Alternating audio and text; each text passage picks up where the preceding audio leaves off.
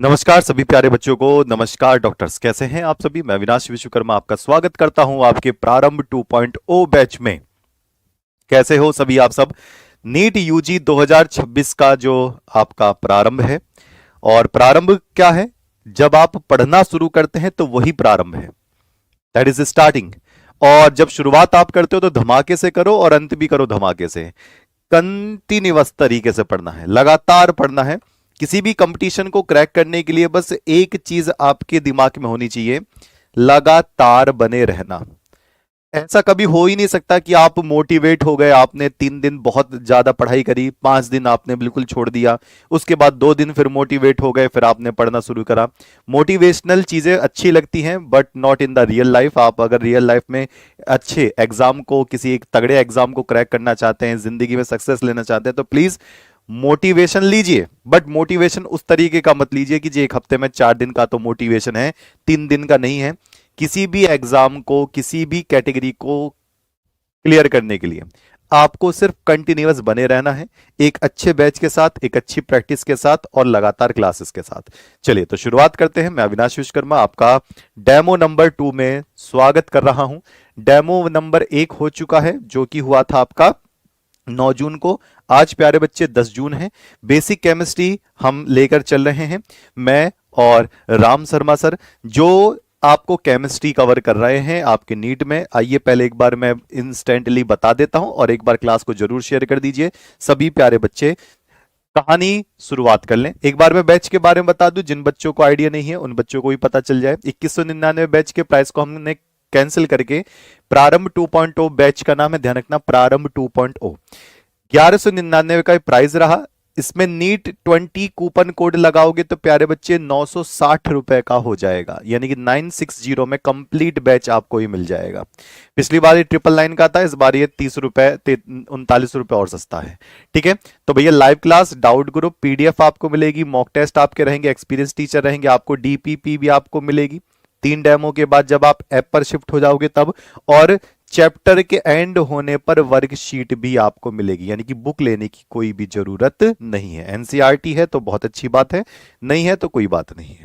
ठीक है, 28 मई से रजिस्ट्रेशन शुरू था, 9 जून से क्लासेस शुरू हुई थी, तो इसको जरूर ले लेने। और कैसे अगर आपको लेना है तो आपको कुछ नहीं करना, रोजगार विदंकित ऐप को डाउनलोड करके इसमें अपना रजिस्ट्रेशन कर लेना है। यहां पर आपको ट्यूशन सेलेक्ट कर लेना है, ट्यूशन, और यहां पर आप जाओगे तो पेड क्लासेस में जा सकते हो, नहीं तो यार सर्च का बटन होता है, नीट सर्च कर लेना, वहां पर आपको मिल जाएगा।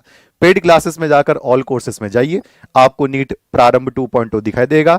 बाय नाउ पे क्लिक करेंगे, आप कूपन कोड जरूर अप्लाई कर देना, नीट 20 पे ऑनलाइन करते ही आपका ये बैच आपको मिल जाएगा। चलिए तो शुरुआत करेंगे। ओके जी सरकार, तो एक बार फटाफट आ जाए, टाइम मैं बता दे रहा हूं। डेमो का टाइम जो है यूट्यूब के डेमो का, सुबह 10 बजे केमिस्ट्री, 4 बजे फिजिक्स और 6 बजे आपकी biology. Swabhi ma'am, Rohit sir, Avinash sir और राम शर्मा सर। अविनाश तो मैं ही हूं। चलिए तो शुरुआत करेंगे। ओके जी सरकार। जी सरकार, सिलेबस एक बार मैं आपको जल्दी से बता दूं। देखो सिलेबस जो होता है नीट में वो 11th और 12th कंबाइंड होता है विद एक्स्ट्रा टॉपिक्स। जैसे रसायन विज्ञान की कुछ मूल अवधारणाएं जो बेसिक होता है, जिसको हम चला रहे हैं बेसिक। परमाणु संरचना बेसिक चैप्टर है आपका। ठीक है, रासायनिक आबंधन, आणविक संरचना, रासायनिक ऊष्मागतिकी, विलयन, साम्यावस्था, रिडॉक्स वाला चैप्टर, रासायनिक बल गति की तत्वों का वर्गीकरण, पी ब्लॉक है, इसमें डी ब्लॉक भी है। पी ब्लॉक कौन सा वाला है, स्टार वाला है, एनसीईआरटी में ये नहीं है, ध्यान रखना। एनसीईआरटी में ये वाला पी ब्लॉक नहीं है, आप नई वाली एनसीईआरटी उठाओगे तो नहीं होगा। ठीक है, नई वाली एनसीईआरटी उठाओगे तो प्यारे बच्चों ये वाला चैप्टर नहीं है, ध्यान रखना इस बात का। उप सहसंयोजक यौगिक, कार्बनिक यौगिकों का शुद्धिकरण और लक्षण, कार्बनिक रसायन तो ऑर्गेनिक हम बहुत शानदार तरीके से पढ़ने वाले हैं। हाइड्रोकार्बन ये ऑर्गेनिक हैलोजन वाला, ऑक्सीजन युक्त कार्बनिक यौगिक, नाइट्रोजन युक्त कार्बनिक यौगिक, जैवड़ु, इसमें बायोलॉजी वाले बच्चों की मौज ही रहती है, यानी कि बायोकेमिस्ट्री है ये आपकी, तो ये तो तुरंत ही आपको समझ में आ जाती है। और प्रैक्टिकल रसायन विज्ञान से संबंधित, तो प्रैक्टिकल के साथ ही इसको कवर करके देखेंगे। चलिए तो हाँ, ओल्ड एनसीईआरटी में तो कृपया करके ओल्ड एनसीईआरटी अगर आप पढ़ रहे हो तो ओल्ड एनसीईआरटी से टॉपिक्स जरूर फिल्टर कर लेना, कहीं आप वो सब पढ़े जा रहे हो जो कि नीट में है ही नहीं। ठीक है, चलिए जी शुरुआत करेंगे। शुरुआत करते हैं। सबसे पहले हमने क्या निकालना सीखा था प्यारे बच्चों, हम अणु भार निकाल रहे थे और हमने कुछ एग्जाम्पल्स लिए थे। अणु भार, हमने कुछ उदाहरण लिए थे। अणु भार क्या होता है? परमाणु भारों का सम्मेलन। आपने अगर परमाणु भार याद कर रखे हैं तो परमाणु भार को हम कनेक्ट करते हुए, जोड़ते हुए क्या निकाल सकते हैं? अणु भार निकाल सकते हैं। आइए हम पहले कुछ कंपाउंड, कुछ यौगिकों की प्रैक्टिस करेंगे, फिर हम परसेंटेज निकालना सीखेंगे कि अंदर तत्वों की कितनी कितनी परसेंटेज होती है, कैसे उसको हम निकालते हैं। क्या प्रतिशत से रिलेटेड क्वेश्चन आते हैं? उसके लिए टेंशन मत लो, मैं नीट के क्वेश्चन लेकर आया हूं। चलिए, तो चलो, कल वाला मैंने एक दिया था, कल अगर आपको याद हो तो मैंने होमवर्क में दिया था FeSO4 into NH4 whole twice SO4 into 6H2O। जल का पूरा कितना होता है? 18 होता है, इसके साथ 6 की गुणा है। इसको क्या कहते हैं? मोहर लवण कहते हैं। 12वीं क्लास में बच्चों ने इसका प्रैक्टिकल किया होगा कि MnO4 के साथ। इसको अगर दूसरे नाम से बोलेंगे तो यह है ferrous ammonium sulphate. Ferrous ammonium sulphate या अमोनियम फेरस सल्फेट भी बोल सकते हो। ठीक है, चलिए, अगर मैं इसको निकालूंगा तो हाँ, जिशान का आंसर आ रहा है 392। किसी बच्चे का 392 आया, किसी बच्चे का 392 आया। और सभी बच्चे एक बार फटाफट आ जाइए। होमवर्क में मैंने इसका दिया था तो आप देख लो, 56, सल्फर का होता है 32, 16 16 चौका 64, ठीक है, प्लस नाइट्रोजन का 14 दूनी 28, यहां हाइड्रोजन 4 है तो 4 दूनी 8, सल्फर का 32, 16 चौका 64, प्लस 16 गुणा 18। जब आप इसको सॉल्व करोगे तो कितना आ जाएगा? 392। और अब क्या काम करना है? अब क्या काम करना है? ग्राम प्रति मोल। ठीक है, अब कुछ मेन जो यौगिक हैं उनके अणु भार आपको याद करते रहना है। जैसे कास्टिक सोडा का आप बताएंगे, H2SO4 का आप बताएंगे, जो मेन है सब याद करते चले जाओ। ठीक है, यूरिया का आप बताएंगे, NH2CONH2 जो कई बार आते हैं, बार बार आते रहते हैं। CO2 का आप बताओगे, CO2 का आप बताओगे, HNO3 का आप बताओगे, KMNO4 तो डायरेक्ट 158 याद रखो। ठीक है, अच्छा, कैल्शियम क्लोराइड एनसीईआरटी में क्वेश्चंस है, कैल्शियम कार्बोनेट, कास्टिक सोडा दे दिया है, पोटेशियम हाइड्रोक्साइड, पोटेशियम आयोडाइड। ठीक है, वैसे तो सबके निकाल भी लेंगे। चलिए जी, शुरुआत करते हैं और जल्दी से फटाफट बताते रहेंगे। CUT 2026 बेटा वो आता है आपका जनवरी फरवरी में। अभी सीनेट CUT का ऐसा कोई बैच लेकर अपने पैसे बर्बाद मत करो, अभी अपना नॉर्मल पढ़ते रहो, आगे की तैयारी करते रहेंगे जी। बेटा जे हिंदी के लिए अभी टाइम लगेगा, अभी नीट के लिए हमने शुरुआत किया है तो आप उसको बिल्कुल कनेक्ट करेंगे। उसके लिए हम यूट्यूब पर, IIT जेई हिंदी माध्यम के लिए यूट्यूब पर हम स्पेशल क्लास चलाएंगे। ठीक है, लो जी, कास्टिक सोडा 23, 16 और 1 ऐसे निकालो, पूरा टाइम वेस्ट नहीं करना, सीधा सीधा जल्दी जल्दी ऐड करके निकालते रहो, जल्दी से बताते रहो। इसका 40 हो गया। H2SO4 का कितना हुआ? H2SO4 का कितना हुआ? जल्दी से बता दें सरकार। 98, 98, यूरिया 60, कार्बन डाइऑक्साइड 44, 44, HNO3 बताइए जल्दी से सरकार, फटाफट HNO3 का कितना होगा? देखो स्पीड में निकालिए इन सारी चीजों को, इन सारे अणु भार को। आप टाइम ना लगाएं, आपको नीट एग्जाम क्रैक करना है तो टाइम का शॉर्टेज होना चाहिए। इस बार बहुत सारे बच्चों का फीडबैक हुआ, सर फिजिक्स में जो क्वेश्चन या फिर केमिस्ट्री में जो 2 3 4 क्वेश्चन थे वो आते तो थे लेकिन टाइम टेकन हो गए, हमारा टाइम छूट गया। तो टाइम आपको बचाना है, जितना टाइम आप बचा के रखोगे उतना ध्यान रखना। Competition depends on the tricks और short time. Calcium chloride 111, calcium carbonate 100, KOH बताओ KOH का कितना होगा? 39 और 1 40 और 16 56, 56। इसका पोटेशियम आयोडाइड 166, 166। और आई होप आपको अणु भार अब निकालने में कोई दिक्कत नहीं है। आप मेन जितने भी कंपाउंड्स आप जानते हैं, जितने यौगिक जानते हैं, आपका होमवर्क यही है कि आप उनकी प्रैक्टिस करेंगे, आप उनकी प्रैक्टिस करेंगे अच्छी तरीके से। ठीक है, ओके, डन। जैसे मैं 2 3 दे रहा हूं, आप इसकी प्रैक्टिस करना। एक तो CH3COH, ये काफी बार पूछ लिया जाता है। ठीक है, AgNO3, ये आपको शायद मैंने बताया था, AgCl कनेक्ट कर लीजिएगा, AgBr कनेक्ट कर लीजिए, जो ज्यादा पूछे आते हैं, सबसे ज्यादा जो पूछे आते हैं। C2H5OH कनेक्ट कर लीजिए, C6H6 कनेक्ट करिएगा, CCl4 कनेक्ट करिएगा। ठीक है, जो बहुत ज्यादा पूछे आते हैं। ठीक है, आप उनके अणु भार जरूर निकाल के देखें, ये आपको सेल्फ तेजी से याद रखने हैं और करने भी है। ठीक, अब मैं आपको परसेंटेज निकालना बताता हूं कि परसेंटेज को निकालते कैसे हैं, कि परसेंटेज को आप करोगे कैसे। चलो एक बार बताओ, आपके 100 में से 20 नंबर आए, परसेंटेज कितनी हुई? आप कहोगे सर इस नंबर से केमिस्ट्री का क्या मतलब? अभी मतलब है, बताता हूं। यौगिक में तत्व की प्रतिशत मात्रा, तत्व की प्रतिशत मात्रा का निर्धारण कैसे हम निकालेंगे कि किसी फॉर्मूले में कितना परसेंट ये वाला तत्व है।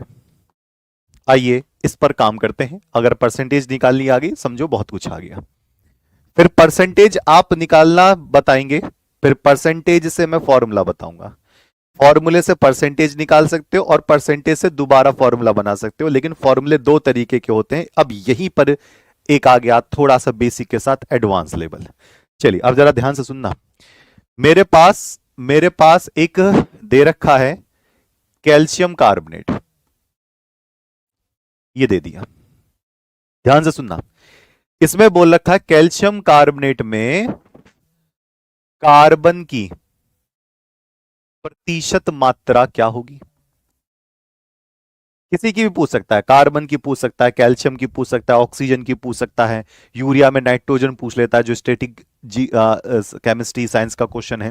ठीक, तो कैल्शियम कार्बोनेट में कार्बन की परसेंटेज मात्रा क्या होगी। अगर मैं इसकी बात करूंगा तो किसी की भी परसेंटेज मात्रा निकालनी है, उसका टोटल भार देखो, वो नीचे रखना है, और जिसका परसेंटेज निकालना है उसका भार ऊपर रखना है। जैसे अगर मैं इसका टोटल निकालूं तो कैल्शियम का कितना होता है 40, कार्बन का यहां पर हो गया 12, ऑक्सीजन का कितना हो गया 16 3 48। तो देखो कैल्शियम का 40 हो गया यहां पर कार्बन 12 हो गया और ऑक्सीजन 3 बार है, तो ऑक्सीजन का कितना हो गया 48 हो गया। इसको टोटल करेंगे तो कितना हो जाएगा प्यारे बच्चे 100 हो जाएगा। इसका टोटल कितना हो जाएगा 100 हो जाएगा। अगर मैं कार्बन की परसेंटेज इसमें निकालूं, देखो बड़ा आसान है। तो कार्बन का यहां पर कितना दे रखा है, कार्बन का यहां पर है 12, तो 12 बटे टोटल, फॉर्मूले का टोटल लेना है, तो 12 तो कार्बन का हो गया और नीचे टोटल रख देना है बस। जिसका पूछे उसका यहां पर रख लो, टोटल लिख लो। ऑक्सीजन का पूछेगा तो 48 यहां रखना, कार्बन का पूछेगा तो यहां 12 रख दिया, नीचे कितना हो गया 100। और प्रतिशत परसेंटेज निकालते वक्त हमेशा हम 100 की गुणा करते हैं, परसेंटेज निकालते वक्त हमेशा 100 की गुणा करते हैं। तो ये अगर काटेंगे तो कितना आ जाएगा 12% आ जाएगा। अब कहोगे सर सब में यही होगा क्या? नहीं, मैं कब मना कर रहा हूं, मैं तो कहीं नहीं देखा सब में यही होगा। लेकिन कैल्शियम कार्बोनेट में कार्बन जो है वो 12% है, परसेंटेज निकालनी आ गई। अब जो सबसे ज्यादा, अगर मैं कहूं कार्बन की प्रतिशत मात्रा के साथ साथ कैल्शियम की प्रतिशत मात्रा बताओ, तो आप क्या कहोगे कैल्शियम की प्रतिशत मात्रा कितनी होगी? बेटा मैथ के साथ बायो होनी चाहिए, तभी आप नीट का पेपर दे सकते हो। बताओ सरकार, अगर मैं कहूं कैल्शियम की परसेंटेज कितनी होगी, तो आपने तो ये निकाल लिया, आपने कहा सर आपने कार्बन बोला, हमने कार्बन निकाल लिया। But if we have to find out the percentage value or the quantity of the percentage of calcium, तो हमें कैल्शियम की प्रतिशत के लिए हमें ये लेना पड़ेगा 40। पूरा सब कुछ ये रहेगा, यहां 40 रखना होगा, तो 40% हो जाएगा। अभी तो आपने निकाल लिया। अब मैं कुछ बच्चों की कैलकुलेशन चेक करना चाहता हूं, कुछ बच्चों की मैं कैलकुलेशन चेक करना चाहता हूं, देखते हैं। गलत नहीं होना चाहिए, इस बात का ध्यान रखना, गलत कर नहीं पाओगे। मैंने लिया Na2CO3, ठीक है। Na2CO3 में ऑक्सीजन, NO2CO3 में ऑक्सीजन की प्रतिशत मात्रा क्या होगी? तो यहां पर एक ऑक्सीजन नहीं पूछा, यहां टोटल ऑक्सीजन का पूछा है। ऑक्सीजन की परसेंटेज क्या होगी? सर जी इंटर वालों को आप कब से पढ़ा रहे हो, मतलब इसके नीट के अंदर वो तो हैंड टू हैंड स्टार्ट हो जाएगा, ऐप के अंदर स्टार्ट होते ही इंटर और 11th का पोर्शन दोनों चलेगा बेटा, दोनों रन करेगा। Na2CO3। अब देखिए भैया, देखो सोडियम 23 दो बार मल्टीप्लाई करेंगे तो 46, कार्बन अकेला है तो 12 कम 12, ये ऑक्सीजन 3 बार है तो 16 3 48, ये हो जाएगा। जब आप देखोगे ये टोटल सोडियम है, टोटल कार्बन का है, टोटल ऑक्सीजन का है इस फॉर्मूले में, तो जब आप इसको जोड़ोगे तो कितना हो जाएगा, 106 ग्राम प्रति मोल होगा। And there is the subject to find out the oxygen percentage. Oxygen की प्रतिशत मात्रा अगर आपको निकालनी है तो यहां पर नीचे में टोटल रखोगे 106 और गुणा में 100 होगा, नीचे में टोटल रहेगा ध्यान रखना, और गुणा 100 होगा, जैसे कि परसेंटेज आप निकालते हो। किसका निकालना है, ऑक्सीजन का, तो 48 है यहां पर, तो यहां पर क्या हो जाएगा 48, 48 हो जाएगा। अब आप अपने हिसाब से काटो, अपने हिसाब से बताओ कि परसेंटेज कितनी आ रही है। आर्यन विश्वकर्मा का आंसर है 45.2। इसको सॉल्व करके बताएंगे क्या 45.2 के आसपास आ रहा है, हाँ तो लगभग 45.2 के आसपास इसका आंसर आएगा, इतनी परसेंटेज इसकी हो जाएगी। तो ये कैलकुलेशन है, आप जितनी जल्दी इसको काट कूट के देखोगे उतना ज्यादा बेहतर होगा।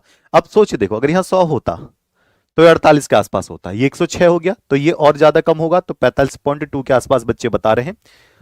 ओके, बहुत सही, 45.2 सरकार, बहुत सही। चलिए अब मैं एक और क्वेश्चन आपसे पूछता हूं। यूरिया, एक पॉइंट आ गया मान लीजिए, और नीट कभी कभी बहुत हल्के क्वेश्चन दे देता है बेसिक के। यूरिया में नाइट्रोजन की प्रतिशत मात्रा कितनी होगी। अब यूरिया का फॉर्मूला आपको पता होना चाहिए पहले उसके लिए। यूरिया में नाइट्रोजन की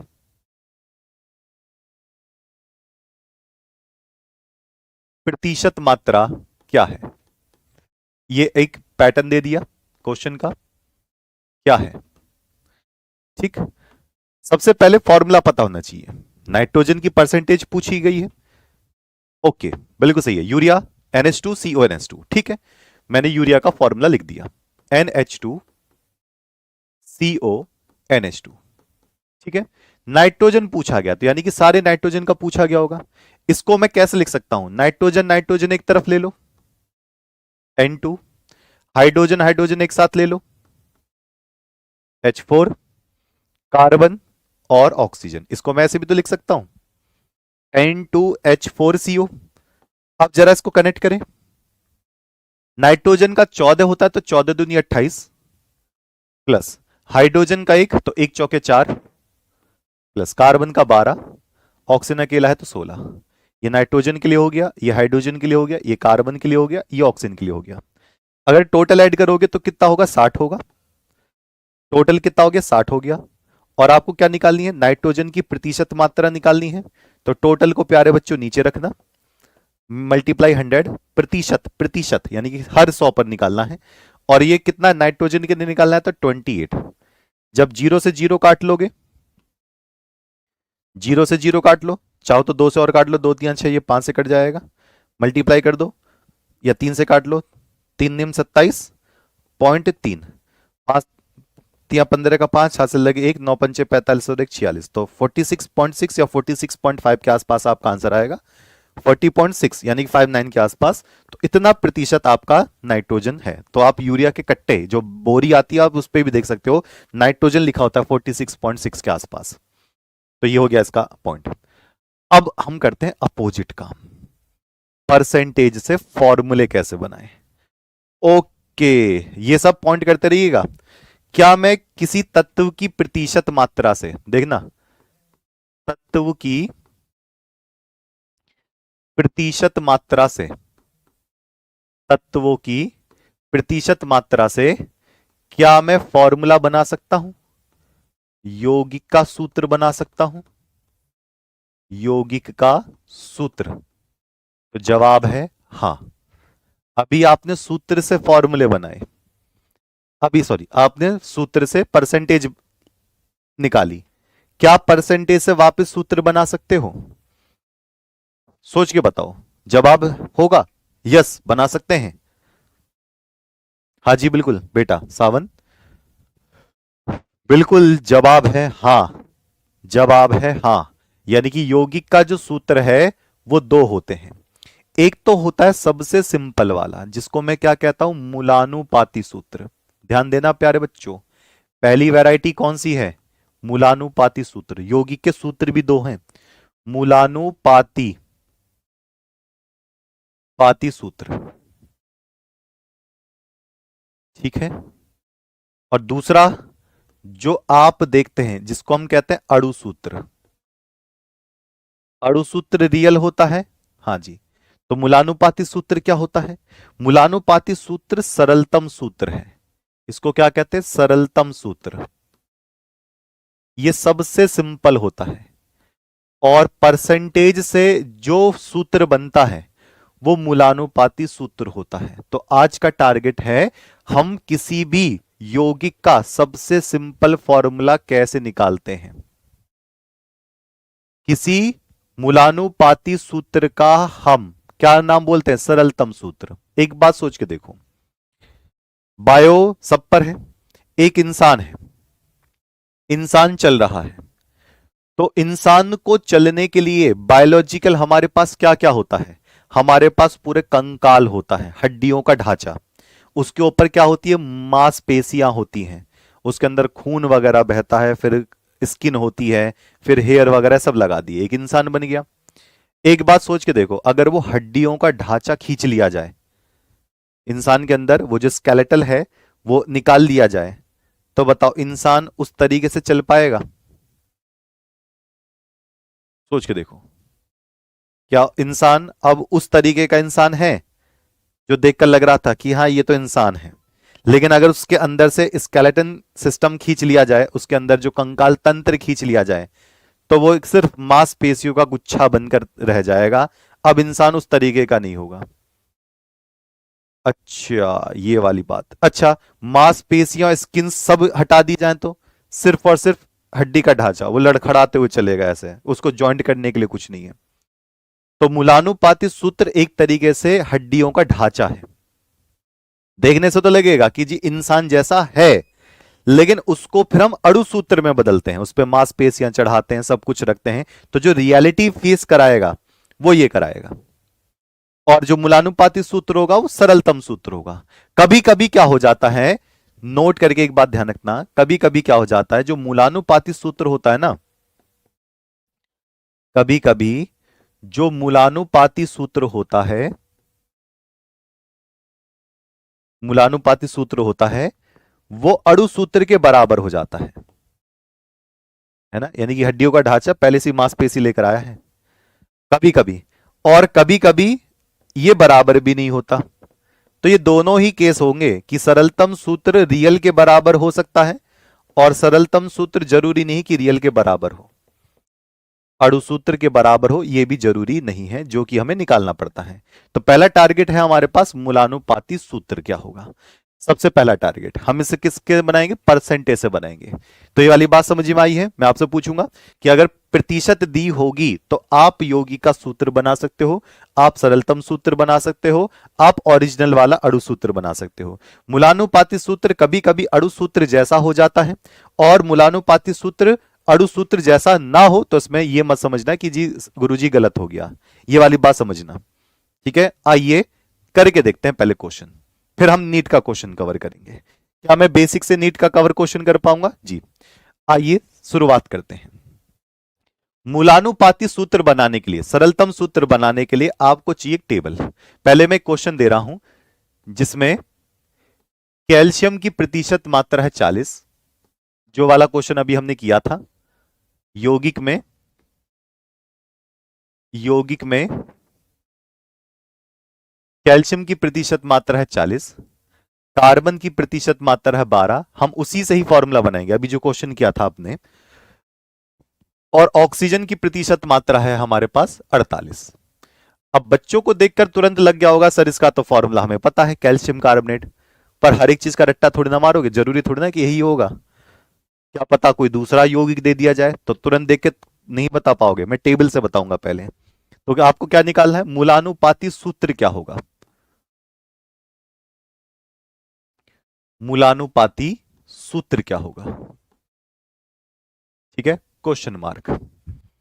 मूलानुपाती सूत्र क्या होगा, क्वेश्चन मार्क। चलिए निकालते कैसे हैं, इसके लिए एक सिंपल सी आपको टेबल की जरूरत पड़ेगी, एक सारणी। अगर आपने उसको कैच कर लिया तो चुटकी बजाते हुए निकल जाएगा। ठीक है, चलो जी।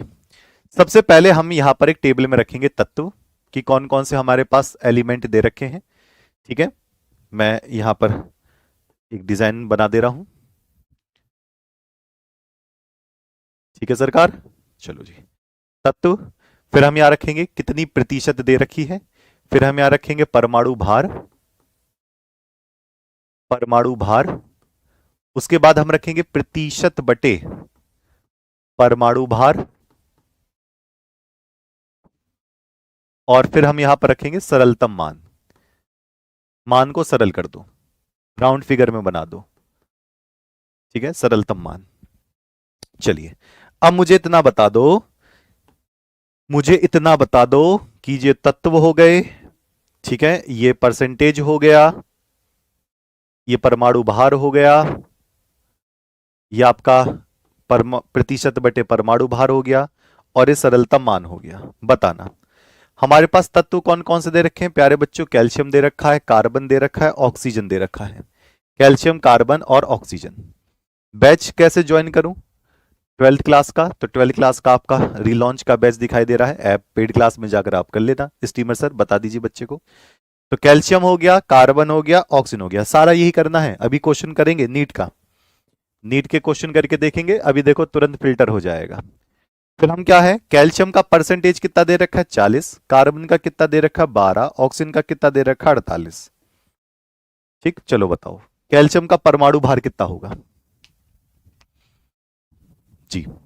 और आप सब बच्चों को, उन बच्चों तक ही ये बात पहुंचानी है कि जी नीट का बैच स्टार्ट है, आप सब ज्वाइन कर लीजिए। जो भी बायोलॉजिकल वाले बच्चे हैं, बायो वाले बच्चे हैं, उनसे जरूर आप एक बार इस चीज के बारे में जरूर बताएं, इसके बारे में जरूर बताएं, क्योंकि हिंदी माध्यम के बच्चों को आगे बढ़ना है। अब उन बच्चों को भी आगे तरक्की करनी है जिन बच्चों को गांव देहात के क्षेत्र में पलने बढ़ने का सिर्फ मौका मिलता है, सिर्फ वहीं तक ही सीमित। वो भी तो बच्चे बाहर निकले, वो भी तो गुड़िया बाहर निकले। अगर हम कम से कम फीस में ज्यादा से ज्यादा अच्छा काम कर सकते हैं तो क्यों नहीं कर सकते। सिर्फ वही लोग कि जो, जिनके पास लाखों पैसा, करोड़ों पैसा, वही डॉक्टर बनेंगे क्या, ऐसा लिखा हुआ है क्या कहीं। अर्जुन को अच्छे गुरु मिले द्रोणाचार्य, एकलव्य को वो गुरु नहीं मिले। और हमारे जो इस पूरे एरिया में अगर देखें तो एकलव्य वाले बच्चे बहुत ज्यादा हैं। क्यों, क्योंकि वो अफोर्ड नहीं कर पाते ना, वो इतनी महंगी फीस किसी कोचिंग में जाकर ऐसे नहीं कर पाते, तो कौन बताएगा उनको। तो अगर आप एकलव्य हो तो दूसरे एकलव्य की मदद करो ना बेटा।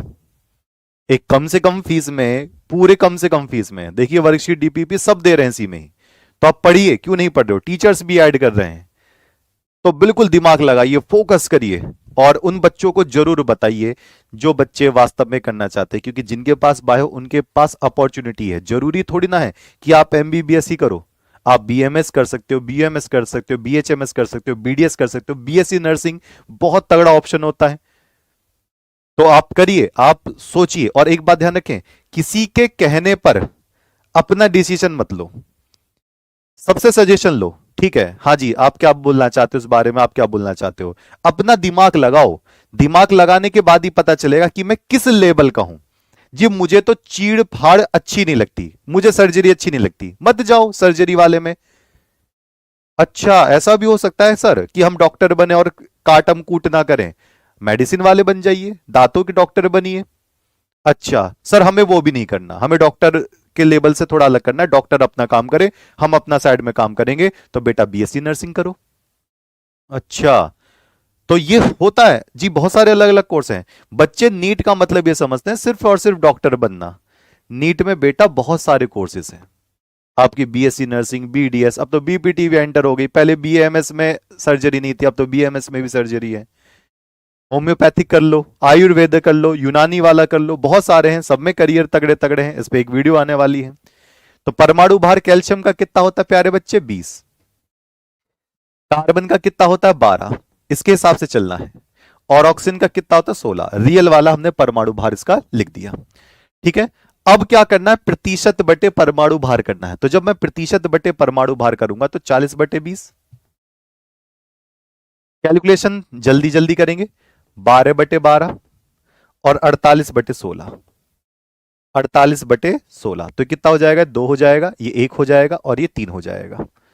ठीक है, अब आपको क्या काम करना है, कैल्शियम का परमाणु भार 20 थोड़ी ना होता है, कौन बच्चा बता रहा था 20, 40 होता है ना, या तो 40 होता है सरकार, 40 होता है, यहां पे गलत करवा रहे हो हैं, 40/40 कैल्शियम का 40 होगा जी। तो यहां 40/40, 12/12, 48/16, तो 1 1 3, इसको ऐसे लिख लो, 1 1 3। इनमें से सबसे छोटा कौन सा है, इनमें से सबसे छोटा 1 है, तो बटे में 1 बटे में 1 बटे में 1, जो सबसे छोटा है उसको बटे में लिख दो, divided by divided by divided by. ठीक, तो ये कितना हो जाएगा, ये 1 हो जाएगा, ये 1 हो जाएगा, और ये कितना हो जाएगा प्यारे बच्चों, 3 हो जाएगा, 1 1 3। लो जी, डिवाइडेड बाय ध्यान रखना, तो कैल्शियम 1 हो गया, कार्बन 1 हो गया, और ऑक्सीजन हो गया 3। तो ये क्या हो गया, इसका मूलानुपाती सूत्र, और ये इसका अणु सूत्र भी है, मूलानुपाती सूत्र, और ये गलती से इसका अणु सूत्र भी है, निकाल लिया आपने। अच्छा, अब जरा करके देखते हैं।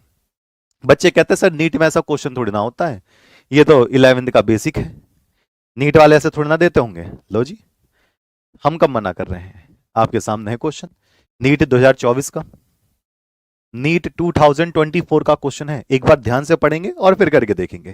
ठीक है, और एक क्वेश्चन को करने में आप 2 मिनट के आसपास काम में ले सकते हो, 1 मिनट में क्वेश्चन हो जाए तो ज्यादा अच्छा है, 1 मिनट 1.5 मिनट 2 मिनट, ये वाला सब कुछ मिलेगा, टेंशन काहे ले रहे हो। डीपीपी जब आपको पूरा मिलेगा ना, फॉर्मूला शीट भूल जाओगे, उस लेवल पे डीपीपी और वर्कशीट इस बार हम तैयार करके पहले से ही बैठे हैं, और वो शिफ्ट में आपको कवर करते रहेंगे, जैसे जैसे टीचर्स कवर कराते रहेंगे वैसे वैसे। तो यहां पर है एक यौगिक एक्स में, एक यौगिक एक्स में ए के 32%, तो साथ सीधा सीधे ले लो, ए बी और सी, कितना परसेंटेज है, 32% इसका है, 32%। 20% कौन सा है, बी का, तो बताओ सी का कितना बचा होगा, ये कह रहा है बाकी का शेष प्रतिशत सी के हैं, तो टोटल कितना होता है, 100 होता है। ए का 32 दे दिया, बी का 20 दे दिया, तो ये कितना हो गया, 52 हो गया। बाकी का कितना बचा होगा, 48% बचा होगा। बाकी सी कितना बचा होगा, 48% बचा होगा। ठीक है, 48% कितना, सी बचा होगा। अब इसका क्या दे रखा, आणविक द्रव्यमान यानी कि परमाणु भार, इनके परमाणु भार भी दे रखे हैं, इनके अणुओं का भार भी दे रखा है, कितना कितना, ए का दे रखा है प्यारे बच्चे 64, बी का कितना दे रखा है 40, और सी का कितना दे रखा है 32, सी का कितना दे रखा है 32 दे रखा है। अच्छा, अब क्या करेंगे, प्रतिशत बटे भार, तो प्रतिशत बटे भार, तो यानी कि 32/64, ये कितना हो जाएगा 20/40,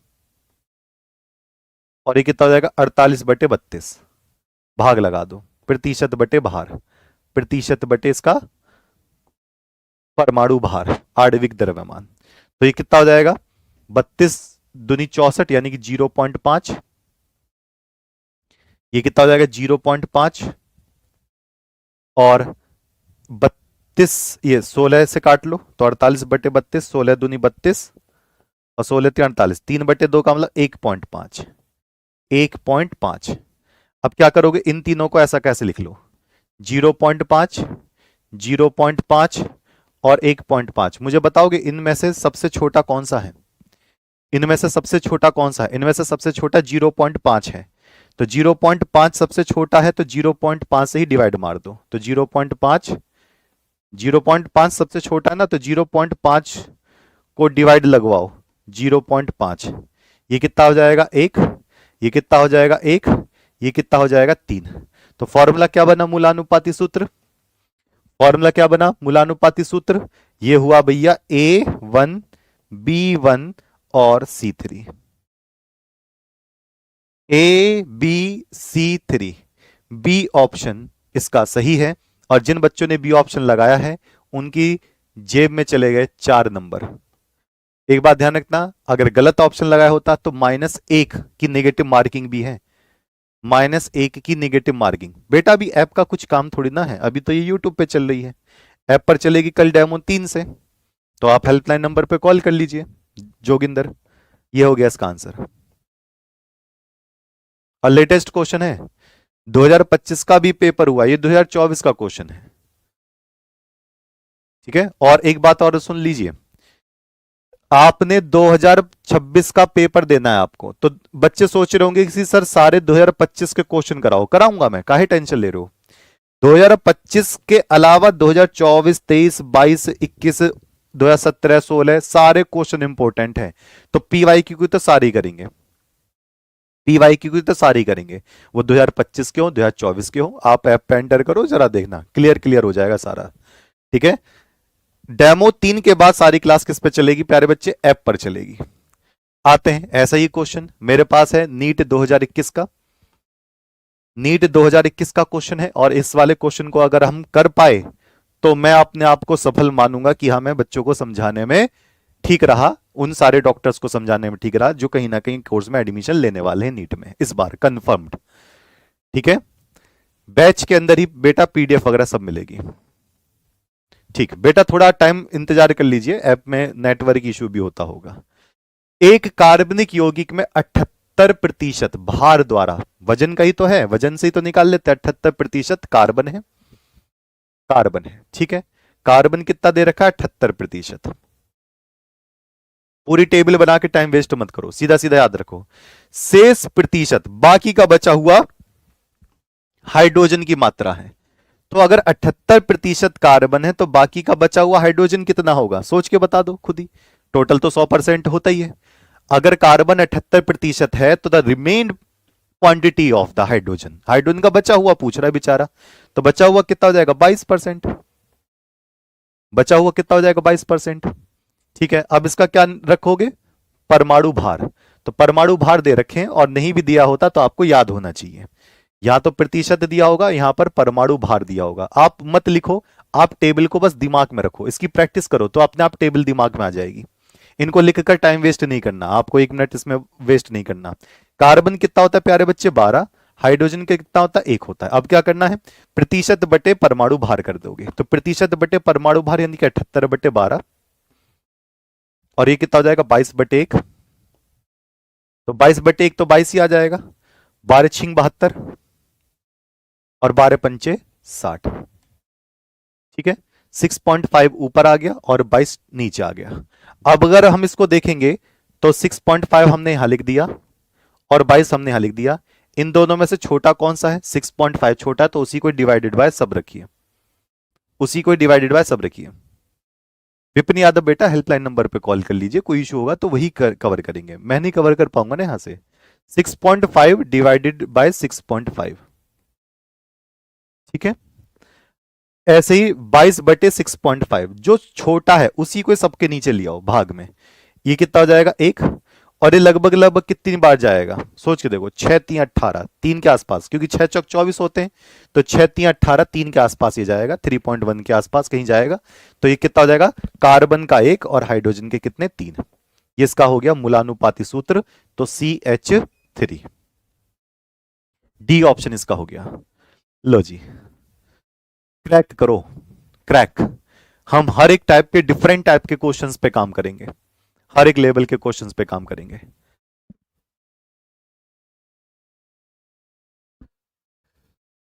ओके जी, कहानी क्लियर है जी, गजब माहौल चल रहा है। हाँ जी बच्चे, एक बार मैं बता दे रहा हूं, ये 960 का ही आपको रहेगा। जब आप कमेंट करके बस मुझे बता दो कि सर इसको थोड़ा सा और एक्सटेंड करवा दीजिए, थोड़ा सा और बढ़ा दो ये वाला टाइम, क्योंकि हम क्या करते हैं, 9 जून को, 10 जून को, 11 जून को 3 डेमो हम देते हैं, 3 डेमो तक ये वाला प्राइस आपका यही रहता है कूपन कोड का। 28 मई से ही लगातार बच्चों ने कवर किए और काफी बच्चों ने एडमिशन लिए, बहुत बच्चे अब यहां पर काम भी कर रहे हैं। 9 जून, 10 जून, 11 जून, ये 3 जून, या सॉरी 11 जून तक ये आपका 960 रुपए ही रहेगा। फिर जैसे ही 12 जून होगा तो कूपन कोड हटा दिया जाता है। लेकिन अगर आप किसी बच्चे को बता रहे हैं, आप किसी बच्चे को बता रहे हैं कि कम से कम टाइम में आप अच्छे से अच्छे कोर्स को ले सकते हैं, कम से कम प्राइस में, तो इसको हम आगे बढ़ा सकते हैं। लेकिन आप कहोगे तो कमेंट्स में आप कहोगे, कोई बच्चा अगर कहे कि जी हमें चाहिए, हमारे भाई बहन को चाहिए, हमारे दोस्त को चाहिए, हमारे उन वाले साथी को चाहिए, हम एक साथ बैठ के पढ़ेंगे, लाइब्रेरी में ऐसे बहुत सारे बच्चे हैं जिनको कम से कम फीस में अच्छा कोर्स मिल जाए, तो हम इसको बढ़ा सकते हैं। लेकिन कल तक आप कमेंट करके मुझे जरूर बता दें, ठीक है, कि कहां तक इसको डेट में मैं रख सकता हूं। मैं अपनी पूरी की पूरी संभावना पूरी रखूंगा इस वाले बात के लिए, ठीक है। ओके सरकार, चलिए अब मैं एक एक आगे बढ़ता हूं। मूलानुपातिक सूत्र आपका क्लियर हो गया प्यारे बच्चे, कैसे कैसे निकालना है। अगर आपको कोई भी परसेंटेज दे दे तो निकाल लोगे। एक बार हाय ना में जवाब देना जल्दी से सभी प्यारे बच्चे, जबरदस्त। डॉक्टर्स जल्दी से बता दो, मूलानुपातिक सूत्र क्लियर हो गया है क्या? अब मूलानुपातिक सूत्र से हम ओरिजिनल फॉर्मूले की तरफ बढ़े, क्लियर है? ठीक है, जो बीच में बच्चा है वो बच्चे शुरुआत से क्लास जरूर देख लेना तो क्लियर हो जाएगा। अगर किसी का क्लियर नहीं हुआ है तो बेटा ये बिल्कुल डीप पढ़ा रहा हूं, बिल्कुल बेसिक से बेसिक बता रहा हूं।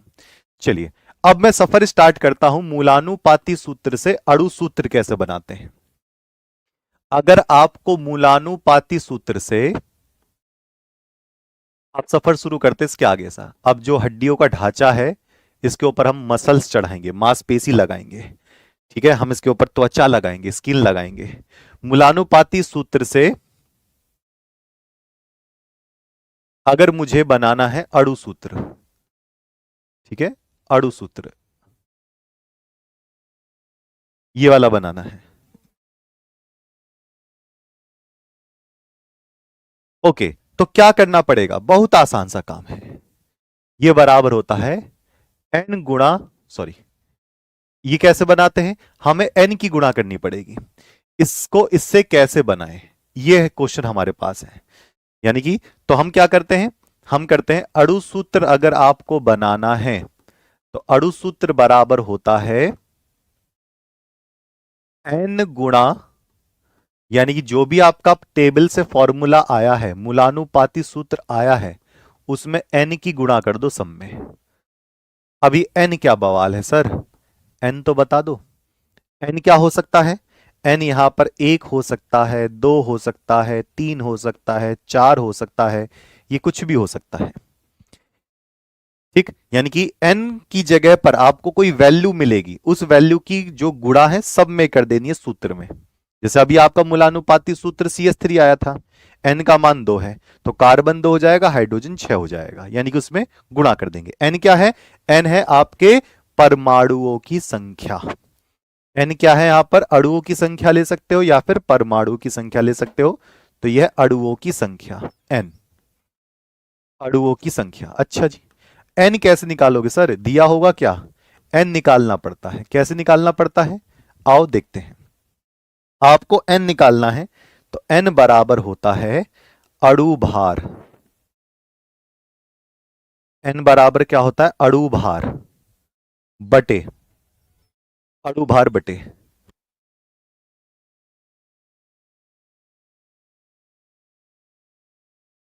अणु भार बटे मूलानुपाती सूत्र भार, अणु भार बटे मूलानुपाती सूत्र भार, ठीक। अच्छा सर अणु भार दिया होगा, हाँ, मूलानुपाती सूत्र भार जो आपने सूत्र निकाला है उसका फॉर्मूला, ये मैं डेमो नंबर 3 पर ले जाऊंगा। अच्छा एक और ध्यान रखना, अगर प्यारे बच्चों अणु भार आपको नहीं दिया हो, अगर अणु भार आपको नहीं दिया हो तो आप क्या करोगे? आप देखोगे कहीं क्वेश्चन में वाष्प घनत्व तो नहीं दे रखा, किसी का घनत्व तो नहीं दे रखा, वाष्प घनत्व। अगर वाष्प घनत्व दिया हो तो इसके साथ 2 की मल्टीप्लाई कर देना, अणु भार निकल कर आ जाएगा। यानी कि सीधा सीधा कंसेप्ट समझिए, अणु भार दिया होगा, मूलानुपाती सूत्र आपने निकाला, उसका भार निकाल लो, n का मान आ जाएगा, n का मान इसमें गुणा करोगे, आपका अणु सूत्र निकल कर आ जाएगा। क्या निकल कर आ जाएगा? अणु सूत्र निकल कर आ जाएगा।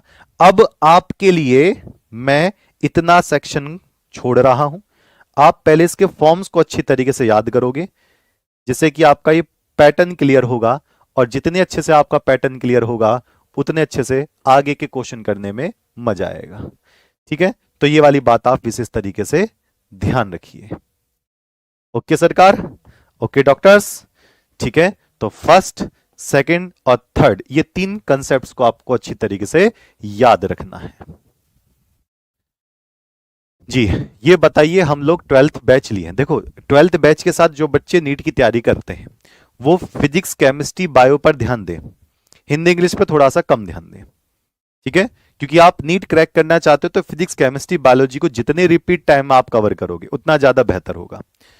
और जो अभी से ही नीट की तैयारी कर रहे होते हैं, देखो मैं स्ट्रेट बोलूंगा, चाहे ज्यादा अच्छा लगे चाहे बुरा लगे किसी को भी, अगर आप किसी कंपटीशन की तैयारी करते हो उन बच्चों से देखना, या चाहे आप आईआईटी जेई की तैयारी करते हो, नीट की तैयारी करते हो, तो बच्चे स्कूल कम जाते हैं। स्कूल में अगर बहुत अच्छे लेवल पे आप पढ़ रहे हो तो जाइए, नो इश्यू इस बात का। लेकिन आपका टारगेट है कि जो मुझे आगे चलकर यही कंपटीशन देना है, तो थोड़ा सा अगर स्कूल में पढ़ाई नहीं हो रही है ना, या फिर आप उस लेवल का नहीं पढ़ पा रहे हो, तो अवॉइड कर सकते हो। ठीक है, जिसको डमी स्कूल कहते हैं, स्कूल से बात कर लीजिए, सर मैं इसकी तैयारी कर रहा हूं, कृपया करके मुझे अलाउ कर दीजिए। तो एक हफ्ते में आप सैटरडे संडे तो स्कूल गैप ही रहता है, फ्राइडे सैटरडे गैप ले सकते हो, या स्कूल से बात कर सकते हो, या स्कूल में पढ़ाई नहीं हो रही तो जी आप घर पे बैठ के पढ़ सकते हो। तो एक टाइम मैनेज बनाइए, क्योंकि जो नीट का जो 11th 12th का ही पोर्शन पूरा का पूरा आता है, उसमें एडवांस प्रैक्टिस होती है, एडवांस क्वेश्चंस होते हैं, उनको हमें करना होता है। तो आप 11th और 12th का पूरा कंबाइंड करके पढ़ सकते हैं। आप 12th में हैं तो आप 12th के तो पढ़ ही रहे हो, उसके साथ 11th का पोर्शन कवर कर सकते हो। आप 11th में हो, 11th का तो पढ़ ही रहे हो, तो उसके साथ आप 12th का पोर्शन कवर कर सकते हो। हिंदी इंग्लिश को थोड़ा सा साइड में रखिएगा, क्योंकि आप सोच के देखो, नीट क्रैक हो जाता है तो 12th में आपकी 70% आ रही है, 80% आ रही है, 90% आ रही है, नो इशू, कोई मायने नहीं है। आपका नीट में बीएमएस क्लियर हो गया, आपकी 12th में आ रही है 80%, क्या फर्क पड़ता है? कुछ फर्क नहीं पड़ता, नीट तो क्रैक हो गया ना। कोई ना पूछ रहा फिर 12th में कितनी परसेंटेज है, ये पूछेगा नीट क्रैक किया था, हाँ, फिर उसके बाद ही नहीं पूछता कि 12th में क्या परसेंटेज थी। हाँ 12th में अच्छी परसेंट आए, मैं मना नहीं करता, लेकिन एक बार कंपटीशन क्रैक हो जाए तो फिर ये सब फीका हो जाता है। तो इसलिए ज्यादा से ज्यादा टाइम प्यारे बच्चे फिजिक्स, केमिस्ट्री और बायो पे रखो। ठीक है, एक बार मैं बता दे रहा हूं सभी बच्चों के लिए। देखो नीट में 720 नंबर का वो होता है, एक बार ध्यान से देख लीजिए, 720 मार्क्स का नीट का पेपर होगा, मार्क्स। ठीक है, जिसमें से आप देखोगे तो बायो 360 नंबर की, फिजिक्स 180 नंबर की, और केमिस्ट्री 180 नंबर की होगी, टोटल को 720 है। बायो वाले जो बच्चे होते हैं ना, बायो वाले बच्चे, उनकी केमिस्ट्री एवरेज होती है, फिजिक्स में उनका थोड़ा सा झोल होता है। फिजिक्स में कहता है ये क्या हो गया, गुरुजी बिना फिजिक्स के हो जाएगी नीट, ये रहता है, मुझे फील होता है ना, मैं बता रहा हूं। तो प्यारे बच्चे देखो, बायोलॉजी और बायोलॉजी के लिए जो आप पढ़ते हो 11th और 12th का, एक तो ये आपको पढ़ना ही पढ़ना है, 11 12 का तो सब में पोर्शन पढ़ना है। बायोलॉजी में एनसीईआरटी मत छोड़ना, जो कि मैम भी करवाएंगे, एनसीईआरटी पॉइंट टू पॉइंट, तो उसमें आप पूरा फोकस बायोलॉजी पे तो करोगे करोगे। केमिस्ट्री पे जो बच्चे फिजिक्स छोड़ देते हैं ना, वो बच्चे डंप हो जाते हैं। फिजिक्स को नहीं छोड़ना प्यारे बच्चे, फिजिक्स को मत छोड़ना, फिजिक्स को जितना स्ट्रॉन्ग वे में ले जाओ उतना बेहतर हो जाएगा। तो अब जरा रैंक देखो, जितनी अच्छी आपके नंबर उतनी अच्छी रैंक, जितनी अच्छी रैंक उसके हिसाब से आपको कोर्स मिलेगा। जैसे बहुत अच्छी रैंक है आपके पास, बहुत अच्छे नंबर है आपके पास, आपको एमबीबीएस में एडमिशन चाहिए, मिल जाएगा। मैं गवर्नमेंट की बता रहा हूं, प्राइवेट में तो किसी पर ले लो, क्वालिफाइड होना चाहिए बस।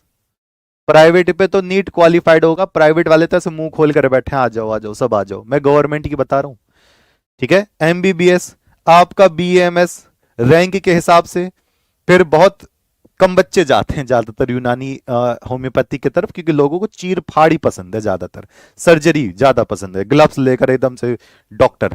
भैया वो भी डॉक्टर हैं, वो भी डॉक्टर हैं, बीयूएमएस बीएचएमएस ये सारे के सारे भैया। अच्छा बीडीएस दांतों के doctor, BSc nursing, BSc nursing अगर रैंक कम है, नंबर कम है, तो बड़े आराम से फटाफट मिल जाती है।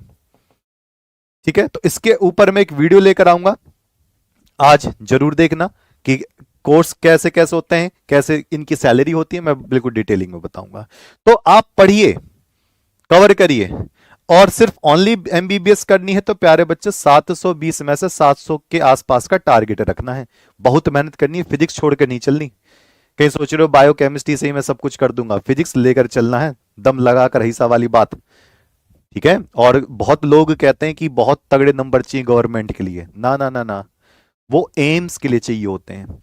गवर्नमेंट कॉलेज एमबीबीएस के भी अलग हैं, उसके ऊपर मैं अलग अलग वीडियो बनाता रहूंगा डॉक्टर्स के साथ, जरूर देखते रहना।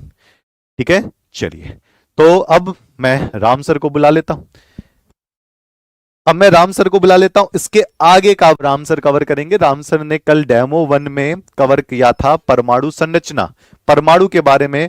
तो राम सर अब वहां से डेमो 2 को शुरू करेंगे। आज मेरा फॉर्मूले वाला कंसेप्ट क्लियर हो गया है, कल मैं इसके फॉर्मूले कंसेप्ट को आगे बढ़ाऊंगा और मोल्स आपको समझाऊंगा, मोल्स इन बेसिक मोड। जो एडवांस मोड होगा that will be in the app. ठीक है। 3 डेमो के बाद तीसरे डेमो में हम आपको ऐप का टाइम टेबल बता देंगे कि कौन कौन सी क्लास आपकी किस किस टाइम पर चलेगी। ये वाला जो टाइम है ये प्यारे बच्चे किसका टाइम है, ये आपके डेमो का टाइम है। कुछ टाइम आपको वैसे के वैसे ही मिलेंगे, कुछ टाइम में आपको चेंज मिलेगा ऐप में, क्योंकि हमें डिफरेंट डिफरेंट क्लास चलानी होती है 11th पोर्शन 12th पोर्शन को लेकर।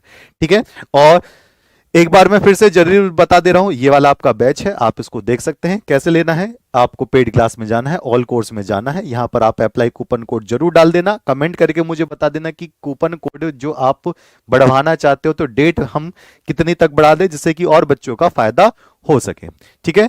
तो सभी बच्चे अब आ जाइए अब राम सर की क्लास में, और सब्सक्राइब जरूर कर लिया करो। बहुत बच्चे डेमो देख लेते हैं, सब्सक्राइब नहीं करते, फिर बाद में कहते हैं सर ये तो इन्फॉर्मेशन हमें मिली ही नहीं। तो RW ट्यूशन क्लासेस सब्सक्राइब कर लो, करवा भी देना और बच्चों से भी, जिनको उनको भी पता चले कि क्या क्या मार्केट में चलता है, नीट की कंपटीशन में क्या है, बाकी और इन्फॉर्मेशन में क्या है, स्कॉलरशिप कैसे मिलती है, सब कुछ मैं वीडियोस लेकर आऊंगा। तो राम सर प्लीज आ जाइए।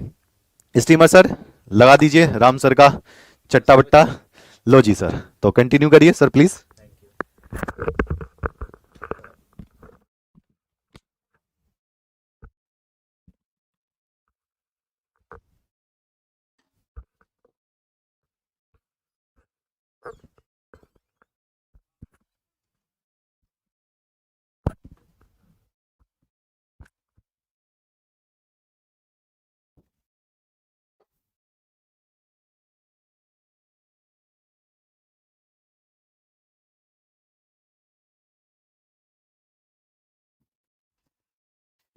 नमस्कार बच्चों, कैसे हो सब लोग। आवाज साफ साफ आ रही है मेरी, बताइए जल्दी से फटाफट। और शुरू करते हैं आज की क्लास। जहां से कल हमने ब्रेक किया था वहीं से आज हम अपनी बातें आगे शुरू करेंगे। Good morning, very very good morning Sandhya Saini ji, सभी लोगों का बहुत बहुत स्वागत है। हेलो दाऊद खान जी, जो भी कमेंट्स कर रहे हैं, मैं कमेंट्स बहुत ज़्यादा नहीं पढ़ पाऊंगा क्योंकि बड़ी स्पीडली कमेंट्स जो हैं वो आगे की तरफ निकल जाते हैं, तो आप प्लीज़ माइंड मत कीजिएगा। तो बढ़ते हैं हम आज के अपने सेशन की तरफ। Good morning, very very good morning, सभी सब लोगों का बहुत बहुत स्वागत है, सभी लोगों को बहुत बहुत सुप्रभात। बाकी जानकारी तो सर ने आपको दे ही दी है according to the batch, batch के लिए जो भी जानकारी है वो दे दी है आपको। ठीक है, हम वापस आते हैं अपने टॉपिक पे। कल हम बात कर रहे थे कैथोड किरणों के गुण के बारे में, और काफी सारे गुण हमने कैथोड किरणों के पढ़ लिए थे, काफी सारे गुण हमने कैथोड किरणों के पढ़ लिए थे। कुछ के बारे में और बात करते हैं, जैसे बहुत ध्यान से सुनते जाइएगा। कैथोड किरणों का जो निर्माण हुआ था, मैं एक बार वापस से थोड़ा सा रिकॉल कर देता हूं आपको। कैथोड किरणें कैसे बन रही थी। अच्छा, कल एक बच्चे का कमेंट आया था कि कैथोड और एनोड में कौन धनात्मक होता है कौन ऋणात्मक होता है, इसे लेकर कुछ बच्चे कंफ्यूज हैं। तो एक बात बिल्कुल क्लियर कर लेते हैं आज, एक बात बिल्कुल क्लियर कर लेते हैं। देखिए, ये हमारे पास 2 इलेक्ट्रोड हैं, बहुत ध्यान से देखिएगा। ये हमारे पास 2 इलेक्ट्रोड है, एक इलेक्ट्रोड इधर है, एक इलेक्ट्रोड इधर है। इलेक्ट्रोड क्या होता है, इलेक्ट्रोड कुछ भी नहीं है, एक मेटल की प्लेट होती है, एक धातु की प्लेट होती है। क्या होती है, धातु की प्लेट होती है। और इस धातु की प्लेट को हम बाहर बैटरी से जोड़ देते हैं। किससे जोड़ देते हैं, बैटरी से जोड़ देते हैं। अब हम जानते हैं कि बैटरी के 2 सिरे होते हैं। अब हम जानते हैं कि बैटरी के दो सिरे होते हैं, एक धन सिरा होता है, एक ऋण सिरा होता है। तो सीधी सी बात है, एक प्लेट को धन से जोड़ना पड़ेगा, एक प्लेट को ऋण से जोड़ना पड़ेगा। अब दोनों को तो एक ही से नहीं जोड़ सकते ना, तो एक प्लेट जुड़ेगी धन सिरे से और दूसरी प्लेट जुड़ेगी ऋण सिरे से। यह भी आप जानते हैं कि बैटरी में जो बड़ा वाला आपको टर्मिनल दिखाया जाता है ये प्लस होता है, और जो छोटा वाला टर्मिनल दिखाया जाता है ये माइनस होता है। बड़ा वाला जो होता है ये धन और छोटा वाला जो होता है ये ऋण होता है। क्लियर? और जिस सिरे से धन सिरे से जो इलेक्ट्रोड जुड़ता है ये धनात्मक होगा, ये धनात्मक होगा, और ऋण सिरे से जो जुड़ा होता है, मैं इस बैटरी को ऑन कर दूं, अगर ऋण सिरे से जुड़ा होता है ये ऋणात्मक होगा। क्या होगा? ये ऋणात्मक होगा। इतना आपको समझ में आ गया होगा, ये ऋणात्मक होगा। तो जो धनात्मक होता है इसे तो कहा जाता है एनोड। क्या कहा जाता है इसे? एनोड। और जो ऋण सिरे से जुड़ा होता है, जो ऋणात्मक होता है, इसे कहा जाता है कैथोड। क्या कहा जाता है इसे? इसे कहा जाता है कैथोड। तो ये बात बिल्कुल याद रखनी है आपको, इनमें से कोई भी एक याद रख लेना, दोनों को मत याद रखो। एक याद रखो, दूसरा उसका अपोजिट होगा। एक याद रखो, दूसरा उसका अपोजिट होगा। आप एनोड याद रखो। आप क्या याद रखो? एनोड याद रखो। क्या याद रखो? एनोड। एनोड ए धनात्मक, एनोड ए धनात्मक, बस एक याद रखो। दूसरा उसका विपरीत होगा, दूसरा उसका अपोजिट होगा। एनोड धनात्मक होगा तो कैथोड ऋणात्मक हो जाएगा। इतनी बात क्लियर हो गई। ये कल एक बच्चे का कमेंट था। बाकी कमेंट्स मैंने कल आप लोगों के पढ़े, बड़े अच्छे आपने कमेंट्स दिए और बड़ी जिम्मेदारी के साथ दिया। आपने आंसर भी दिया, जो क्वेश्चन मैंने आपको होमवर्क में दिया था वो भी आपने उसमें आंसर दिया। बड़ा अच्छा लगा, बड़ी खुशी हुई। ठीक है, एनोड यानी ऐड होगा। हाँ, ऐसा भी बिल्कुल, ये भी ट्रिक लगा सकते हो आप। एनोड यानी ऐड होगा, ऐड मतलब धन होगा। ठीक है, चलिए, तो एनोड क्या होगा? धनात्मक होगा। ये बात आपको अब क्लियर हो गई होगी।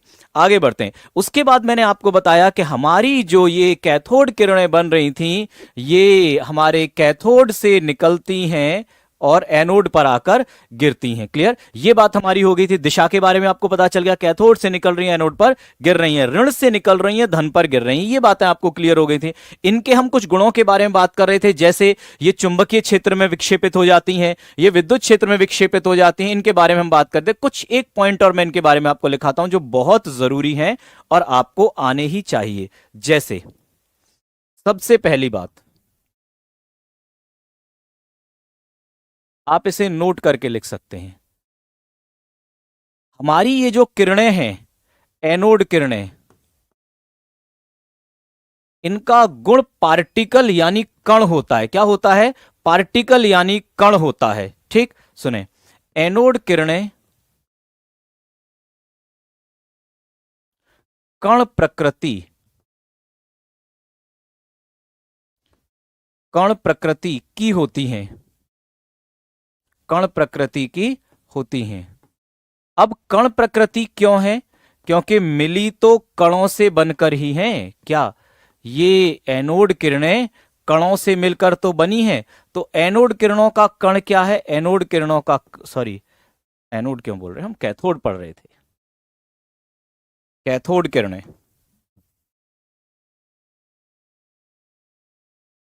कैथोड किरणें, तो कैथोड किरणों का कण क्या है? कैथोड किरणों का कण है इलेक्ट्रॉन। क्या है? कैथोड किरणों का कण है इलेक्ट्रॉन। क्या है? इलेक्ट्रॉन है।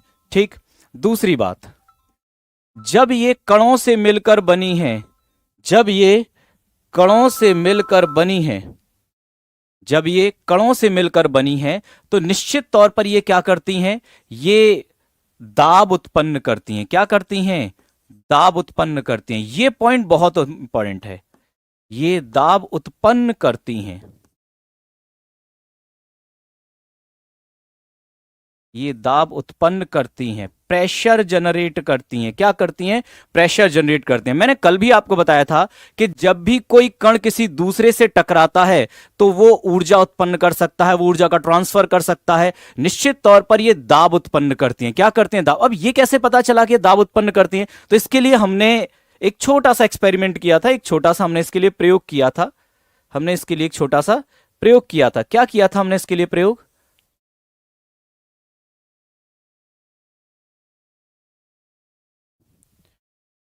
ये हमारे कैथोड एनोड, मान के चलो ये कैथोड है, यहां से किरणें निकलेंगी, ये वाला मैंने एनोड बना दिया। यहां से किरणें निकलेंगी, ये निकली किरणें, यहां पर हमने एक चक्र लगा दिया था। क्या लगा दिया था? चक्र लगा दिया था। माइका का चक्र। किसका? माइका। इंग्लिश में माइका व्हील लिखा हुआ मिलता है। माइका का चक्र लगा दिया यहां पर। माइका का चक्र जैसे ही हमने लगाया और यहां पर एनोड किरण कैथोड किरणों को बनाया तो ये चक्र घूमने लग गया। ये चक्र घूमने लग गया। अगर ये घूमने लग गया तो निश्चित तौर पर इस पर दाब लगा होगा तभी घूमेगा, बिना दाब लगे तो घूम ही नहीं सकता। तो ये घूमने लग गया, ये रोटेट होने लग गया, ये चक्रण करने लग गया, तो इसका मतलब यहां पर क्या हो रहा है? यहां पर दाब उत्पन्न हो गया है। यहां पर क्या हो गया है? यहां पर दाब उत्पन्न हो गया। तो ये बात बहुत इंपॉर्टेंट है कि हमारी ये जो किरणें होती हैं ये दाब उत्पन्न करती हैं। हमारी ये जो किरणें होती हैं ये दाब उत्पन्न करती हैं। चलिए, ये बात आपको समझ में आ गई। अगला इंपॉर्टेंट पॉइंट, अगर आपसे पूछा जाए, ये एनसीईआरटी में कहा गया है और क्वेश्चन बनता है इस पर, अगर आपसे पूछा जाए कि ये जो कैथोड किरणें हैं इनका E/m, जिसके बारे में हमने कल बात की थी, इनका E/m कांस्टेंट होगा, नियत होगा या परिवर्ती होगा? कांस्टेंट होगा या परिवर्ती होगा? बताइए। E/m इनका, मैं आपको दो ऑप्शन दे रहा हूं, इनका E/m नियत होगा या परिवर्ती होगा? E/m नियत होगा या परिवर्ती? फटाफट बताइए मुझे, मैं आपके कमेंट्स देख रहा हूं, फटाफट बताइए, मैं आपके कमेंट्स रीड कर रहा हूं। माइका एक पदार्थ होता है ऋतु शाक्य जी, एक पदार्थ होता है, अभ्रक आप इसे हिंदी में कहते हैं। जिशान परिवर्ती, अच्छा। कांस्टेंट, नियत होगा, कांस्टेंट, कांस्टेंट। चलिए, बहुत बढ़िया। जिन बच्चों ने आंसर नियत दिया है ये बिल्कुल सही है। इनका E/m नियत होगा, परिवर्ती नहीं होगा।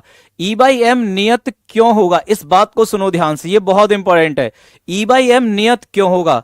क्यों? क्योंकि E/m क्या था बताओ? E/m क्या था? E यहां पर 1.6 गुणा 10 की घात -19 कूलाम रखा था हमने। ये माइनस में होता है लेकिन माइनस को आप इस्तेमाल नहीं करते हैं जब कैलकुलेशन करते हैं तो, ठीक है। m क्या रखा था हमने? m यहां पर इलेक्ट्रॉन का मास रखा था जो 9.1 गुणा 10 की घात -31 किलोग्राम था, ठीक। अब एक बात बताइए, E का मान नियत है क्या? E का मान बदलेगा? इलेक्ट्रॉन के आवेश का मान बदलता है? नहीं बदलता है, नियत है। m का मान बदलेगा, इलेक्ट्रॉन का द्रव्यमान बदलेगा क्या? नहीं, इलेक्ट्रॉन का द्रव्यमान भी नहीं बदलेगा। तो जब ये दोनों नियत हैं तो क्या E/m का मान नियत नहीं होना चाहिए? बिल्कुल, E/m का मान नियत होना चाहिए। E/m का मान नियत होगा। तो ये बात आप याद रखेंगे, फटाफट से इसे बहुत अच्छे से आप नोट कर लीजिए। E/m नियत रहेगा, E/m परिवर्ती नहीं होगा। ये बहुत इंपॉर्टेंट बात है। चलिए अगली बात, एक और क्वेश्चन बनता है इसमें, एक और क्वेश्चन बनता है कि जब हमारी ये कैथोड किरणें पीछे टकरा रही थीं, यहां पर टकरा रही थीं, तो टकराने पर चमक बना रही थीं, याद है आप लोगों को? टकराने पर चमक बना रही थीं। चमक का मतलब क्या आ रहा था? यहां पर कोई ना कोई एक कलर आ रहा था, कोई ना कोई रंग आ रहा था। अब आपसे पूछा जाए, क्या यहां पर ये रंग एक जैसा ही आएगा हर बार या बदलेगा?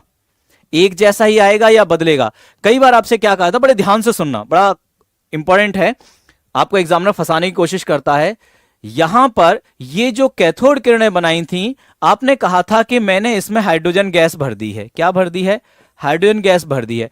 हाइड्रोजन गैस भरने पर यहां पर कैथोड किरणें बनी है, ठीक है। अगर मैं हाइड्रोजन के बजाय इसमें ऑक्सीजन भर दूं तो क्या कैथोड किरणें नहीं बनेंगी? बताओ, अगर हाइड्रोजन के बजाय ऑक्सीजन भर दिया जाए तो नहीं बनेंगी क्या? ठीक। अगर ऑक्सीजन के बजाय मैं नाइट्रोजन भर दूं तो क्या नहीं बनेंगी क्या? बताओ जल्दी से। अगर यहां पर गैस बदल दी जाए तो क्या कैथोड किरणें बनेंगी या नहीं बनेंगी? गैस बदल दी जाए तो कैथोड किरणें बनेंगी या नहीं बनेंगी?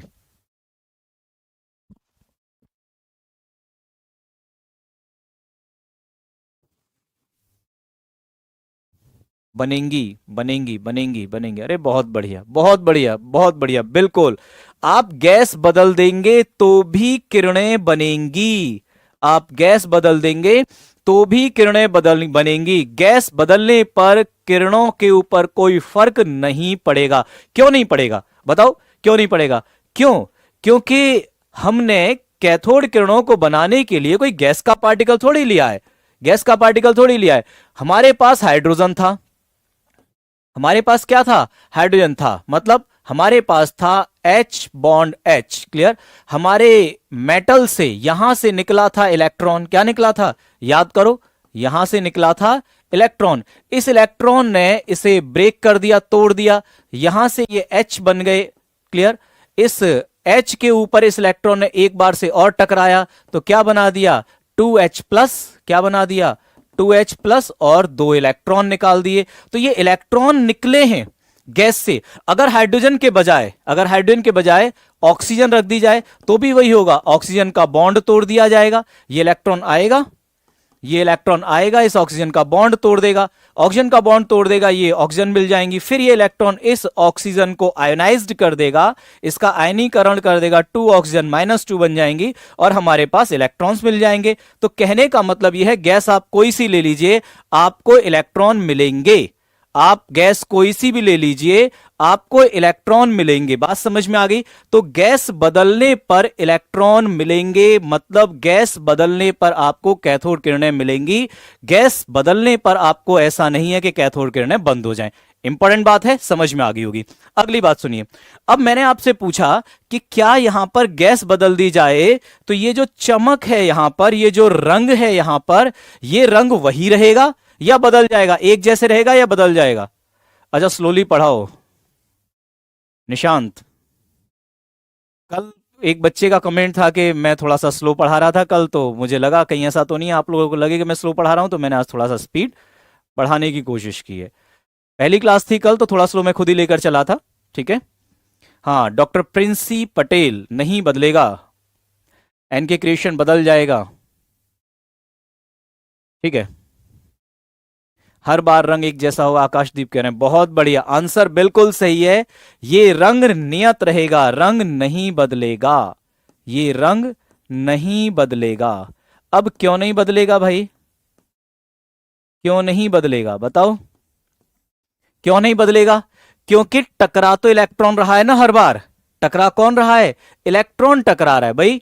हाइड्रोजन से आएगा तो भी इलेक्ट्रॉन टकराएगा, ऑक्सीजन से आएगा तो भी इलेक्ट्रॉन टकराएगा, नाइट्रोजन ले लोगे तो भी इलेक्ट्रॉन टकराएगा, कोई भी ले लो गैस टकराएगा तो इलेक्ट्रॉन। और इलेक्ट्रॉन तो एक जैसा है सब में, किसी भी गैस में इलेक्ट्रॉन अलग अलग नहीं होते। अगर आपसे कह दिया जाए कि नाइट्रोजन के इलेक्ट्रॉन और हाइड्रोजन के इलेक्ट्रॉन क्या ये अलग अलग होंगे, नहीं। नाइट्रोजन के इलेक्ट्रॉन और ऑक्सीजन के इलेक्ट्रॉन क्या ये अलग अलग होंगे, नहीं होंगे। इलेक्ट्रॉन तो सबके एक जैसे होंगे ना, इलेक्ट्रॉन सबके एक जैसे होंगे। चलो दोबारा से सुन लो, रूही जी कह रही हैं दोबारा से बता दीजिए। देखो मैंने आपको बताया कि गैस बदलने पर, गैस बदलने पर क्या कैथोड किरणें बदल जाएंगी? आंसर है नहीं। क्यों नहीं बदलेंगी? क्योंकि कैथोड किरणें मिल रही हैं हमें इलेक्ट्रॉन से। किससे मिल रही हैं? इलेक्ट्रॉन से। आपने हाइड्रोजन गैस ली तो हाइड्रोजन में से इलेक्ट्रॉन निकाल दिया, ऑक्सीजन गैस ली तो ऑक्सीजन में से इलेक्ट्रॉन निकाल दिया, नाइट्रोजन लोगे तो नाइट्रोजन में से इलेक्ट्रॉन निकाल देंगे। बात समझ में आ गई? आप गैस कोई सी ले लो, उसमें से इलेक्ट्रॉन निकलेंगे, उसमें से इलेक्ट्रॉन निकलेंगे, क्योंकि कैथोड किरणें क्या है? इलेक्ट्रॉन है। कैथोड किरणें क्या है? इलेक्ट्रॉन है। क्लियर? हाइड्रोजन ले ली, ऑक्सीजन ले ली, नाइट्रोजन ले ली, कोई भी ले लो, निकलेगा तो इलेक्ट्रॉन। बात समझ में आ गई? चलो अगली बात। अब जब ये इलेक्ट्रॉन यहां पीछे टकराएगा तो इलेक्ट्रॉन चाहे नाइट्रोजन का हो, इलेक्ट्रॉन चाहो चमक जेडएनएस की वजह से, जेडएनएस की वजह से नहीं आती है, जेडएनएस पर टकराने से आती है। टकराएगा तो इलेक्ट्रॉन, जब इलेक्ट्रॉन अपनी ऊर्जा को जेडएनएस को देता है तब चमक उत्पन्न होती है। जेडएनएस चमक उत्पन्न नहीं करता है, चमक तो इलेक्ट्रॉन ही उत्पन्न करता है। ठीक है, ये बात भी याद रखिएगा। चलो आगे आते हैं। तो मैंने आपसे कहा कि यहां पर जो चमक है, जो रंग है, क्या ये बदल जाएगा या वही रहेगा? तो ये वही रहेगा। क्यों वही रहेगा? क्योंकि इलेक्ट्रॉन टकरा रहा है और इलेक्ट्रॉन हाइड्रोजन, नाइट्रोजन, ऑक्सीजन सबका सेम होता है। अब बताइए सबको समझ में आ गया या नहीं? आ गया है तो फटाफट से थंब इंप्रेशन दे दीजिए बढ़िया से, ठीक है। कमेंट्स बना दीजिए बढ़िया से, ठीक है। हार्ट साइन दे दीजिए, जो भी आपको अच्छा लगे वो, ठीक है। समझ में आ जाए तो आप जरूर बोलते जाया कीजिए, ठीक है। आगे बढ़ते हैं। नेक्स्ट, तो चमक में कलर नहीं बदलेगा, चमक में कलर नहीं बदलेगा। बिल्कुल वैसे ही जैसे अभी अभी मैंने आपसे कहा था कि क्या इनका E/M बदल जाएगा? तो इनका E/M नहीं बदलेगा। क्यों नहीं बदलेगा E/M? क्यों? क्योंकि अगर आप हाइड्रोजन लोगे तो भी उसका इलेक्ट्रॉन वही होगा, ऑक्सीजन लोगी तो भी उसका इलेक्ट्रॉन वही होगा।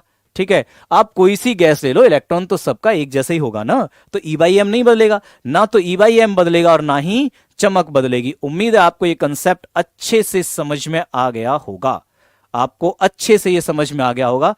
नेक्स्ट आगे बढ़ते हैं। अब बात आती हमारी कैथोड किरणें खत्म होती हैं, अब हम शुरू करते हैं हमारे अगले पार्टिकल के बारे में, जिसे हम कहते हैं प्रोटॉन। क्या कहते हैं? प्रोटॉन। अब हम खोज करेंगे प्रोटॉन की। किसकी खोज करने जा रहे हैं हम? प्रोटॉन की। प्रोटॉन की खोज करने जा रहे हैं, प्रोटॉन की डिस्कवरी करने जा रहे हैं। चलिए, बहुत बहुत धन्यवाद, आपको समझ में आ गया। आगे बढ़ते हैं। प्रोटॉन की खोज कैसे हुई? प्रोटॉन की खोज भी बिल्कुल वैसे ही हुई जैसे कि इलेक्ट्रॉन की हुई थी। बिल्कुल वही सेटअप लगाया गया, बिल्कुल वैसा ही अरेंजमेंट बनाया। ये अरेंजमेंट सबसे पहले तो गोल्डस्टीन ने बनाया था, लेकिन पूरी तरह से एक्सप्लेन करके हमारे रदरफोर्ड भाई साहब ने दिया था। किसने दिया था? रदरफोर्ड भाई साहब ने दिया था। बिल्कुल वही कूलिज नलिका लगाई गई, जिसे निर्वात नलिका कहते हो या क्रुक्स नलिका कहते हो। इसे क्रुक्स नलिका भी कहते हैं, आप जानते हो क्या कहते हैं इसे? इसे क्रुक्स नलिका भी कहते हैं। क्रुक्स नलिका क्यों कहते हैं इसे क्रुक्स नलिका? क्योंकि एक साइंटिस्ट थे हमारे, सर विलियम क्रुक्स। कौन थे? Sir William crooks. उन्होंने इसे बनाकर दिया था दुनिया को। Sir William crooks, sir William crooks, sir William crooks ने इसे बनाया था, इसीलिए इसका नाम क्रुक्स नलिका भी है। बिल्कुल वही है जो हमने कल डिस्कस की थी। खोज किसने की थी प्रोटॉन की? प्रोटॉन की खोज मैंने कल भी आपको बताया था, रदरफोर्ड ने। किसने की थी? रदरफोर्ड ने। रदरफोर्ड ने की। उन्होंने भी बिल्कुल ऐसा ही सेटअप लगाया। उन्होंने कहा अच्छा थॉमसन भाई तुम कर रहे हो तो हम भी करेंगे।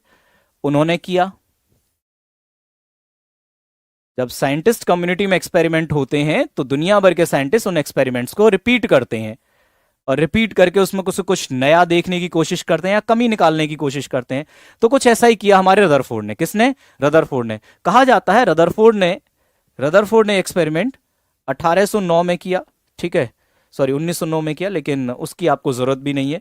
यहां पर लगभग वही सेटअप लगाया गया, सब कुछ की लगाई गई। ठीक, बैटरी लगा दी, ये पॉजिटिव ये नेगेटिव, पॉजिटिव से जुड़ा हुआ टर्मिनल ये पॉजिटिव हो गया, ये नेगेटिव हो गया। मतलब इसे आप नाम दोगे एनोड और इसे आप नाम दे दोगे कैथोड। क्या नाम दे दोगे? कैथोड नाम दे दोगे। ठीक, यहां पर वापस से वही काम किया गया। एक वैक्यूम पंप लगी हुई थी, वैक्यूम पंप लगी हुई थी। ठीक, ये सारा सेटअप चल रहा था। जब हमारे थॉमसन ने एक्सपेरिमेंट किया था, मेरी बात को इग्नोर कर रहे हैं, क्या बात कह रहे हो तुम विद्यांशु यादव? कोई क्वेश्चन है तो आप पूछ लीजिए, ठीक है? चलें, तो इन्होंने वही अरेंजमेंट किया।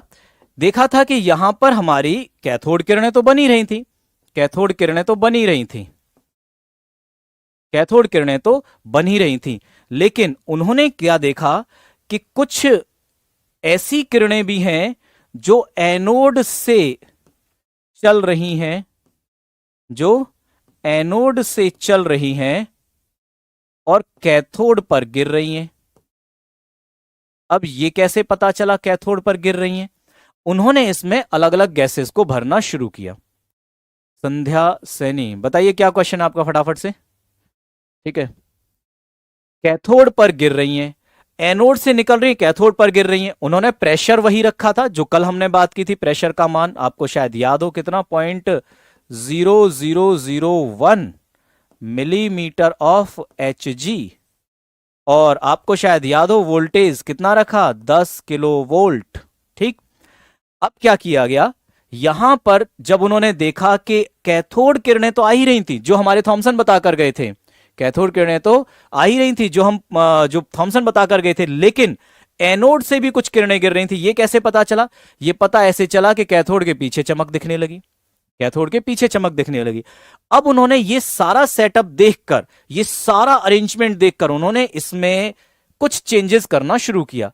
इसमें उन्होंने पहले जो हाइड्रोजन गैस भरी थी इस हाइड्रोजन गैस को हटा दिया, पहले जो हाइड्रोजन गैस भरी थी इस हाइड्रोजन गैस को हटा दिया, गैसेस बदलना शुरू किया, इसमें उन्होंने गैसेस बदलना शुरू किया। हाइड्रोजन गैस हटा दी, ऑक्सीजन गैस भरी तो भी किरणें बन रही थी, नाइट्रोजन भरी तो भी किरणें बन रही थी। हर गैस को अलग अलग तरीके से भरते जा रहे थे और यहां पर किरणें बनती जा रही थी। उन्होंने कहा चलो भाई ठीक है, यहां पर कैथोड किरणें तो होती ही हैं, लेकिन साथ में कुछ किरणें हैं जो एनोड से निकल रही हैं और इन किरणों को उन्होंने नाम दिया एनोड किरणें। क्या नाम दिया इन किरणों को? एनोड किरणें। क्या नाम दिया? एनोड किरणें नाम दिया। एनोड किरणों को एक नाम और दिया गया, इन्हें धन किरणें भी कहा जाता है। क्या कहा जाता है इन्हें? इन्हें धन किरणें भी कहा जाता है। क्या कहा जाता है? धन किरणें। इन्हें एक नाम और दिया जाता है, इन्हें कैनाल किरणें भी कहा जाता है। क्या कहा जाता है इन्हें? इन्हें कैनाल किरणें भी कहा जाता है। ये तीन नाम आपको याद रखने हैं, एनोड किरणें, एनोड किरणें, एनोड किरणें, धन किरणें और कैनाल किरणें। ये तीन नाम आपको याद रखने हैं, एनोड किरणें, धन किरणें और कैनाल किरणें। ये तीन किरणें यहां पर आपको याद रखनी है। ये तीन नाम आपको यहां पर याद रखने हैं जो कि बहुत जरूरी हैं। तीनों ही नाम आपके लिए बहुत ज्यादा जरूरी हैं। उम्मीद है आपको ये तीन नाम समझ में आ गए होंगे। अब सुनिए आगे की कहानी। आगे क्या हुआ अब?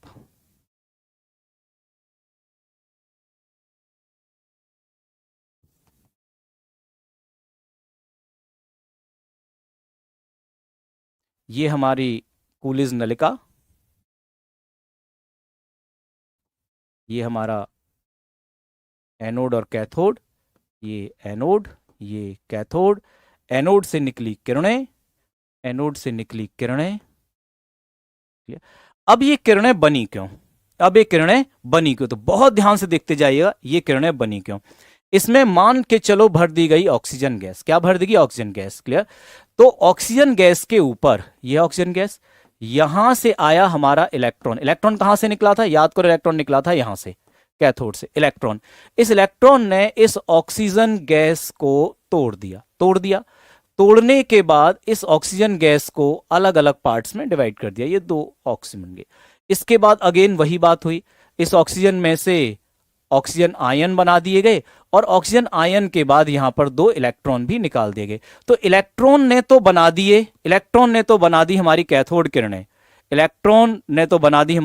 किरणें, और जो हमारे आयन बने, इन्होंने बना दी हमारी एनोड किरणें। क्या बना दी इन्होंने? एनोड किरणें बना दी। तो बेसिकली एनोड किरणें आई कहां से? एनोड किरणें आपसे पूछा जाए कि आई कहां से, तो एनोड किरणें आई हमारी गैस से। एनोड किरणें कहां से आई? हमारी गैस से उत्पन्न हुई। किससे उत्पन्न हुई? गैस से। कहा जाता है एनोड किरणें कूलिज नलिका में, किसमें? कूलिज नलिका में भरी गई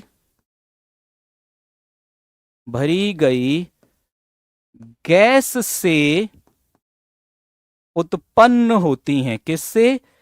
गैस से उत्पन्न होती हैं। गैस से उत्पन्न होती हैं। किससे? गैस से। इसका मतलब अगर भरी हुई गैस बदल दी जाए तो एनोड किरणें बदल जाएंगी या वही रहेंगी? एनोड किरणें बदल जाएंगी। कैथोड किरणें नहीं बदल रही थी, अब कौन बदल जाएंगी? एनोड किरणें बदल जाएंगी। ध्यान से सुनिएगा, एनोड किरणें बदल जाएंगी, क्योंकि एनोड किरणें कहां से आ रही हैं? कूलिज नलिका में भरी हुई गैस से एनोड किरणें आ रही हैं। तो एनोड किरणों की तो खोज हो गई, लेकिन अभी एनोड किरणों के कण के बारे में पता करना था, हमें प्रोटॉन के बारे में पता करना था। किसके बारे में पता करना था? प्रोटॉन के बारे में। तो पता करते हैं प्रोटॉन के बारे में। हमारे रदरफोर्ड ने अलग अलग इसमें गैस भरी, बहुत सारी गैस भरी। अब चाहते थे वो सबसे छोटा पार्टिकल खोज करना। अब सबसे छोटा पार्टिकल किसका हो सकता है? भाई ऑक्सीजन का तो हो नहीं सकता, क्योंकि ऑक्सीजन भारी गैस है। नाइट्रोजन का नहीं हो सकता, आर्गन का नहीं हो सकता, या क्लोरीन का नहीं हो सकता, भारी गैस का नहीं हो सकता। संध्या सैनी, क्या कंफ्यूजन हो रहा है? आप मुझे लिख दीजिए क्या कंफ्यूजन हो रहा है, मैं दोबारा से एक्सप्लेन कर दूंगा, क्या कंफ्यूजन हो रहा है। सुनो, ये हमारा एनोड और ये हमारा कैथोड। एनोड से हमारी किरणें निकल रही हैं फर्स्ट क्लास तरीके से, बढ़िया तरीके से एनोड से हमारी किरणें निकल रही हैं। ठीक है, 11th में है, नीट का बैच ले सकते हैं? बिल्कुल ले सकते हो आप नीट का बैच, 11th से ही तैयारी करते हैं नीट की बच्चे, बिल्कुल। चलें, तो एनोड से निकल रही हमारी एनोड किरणें।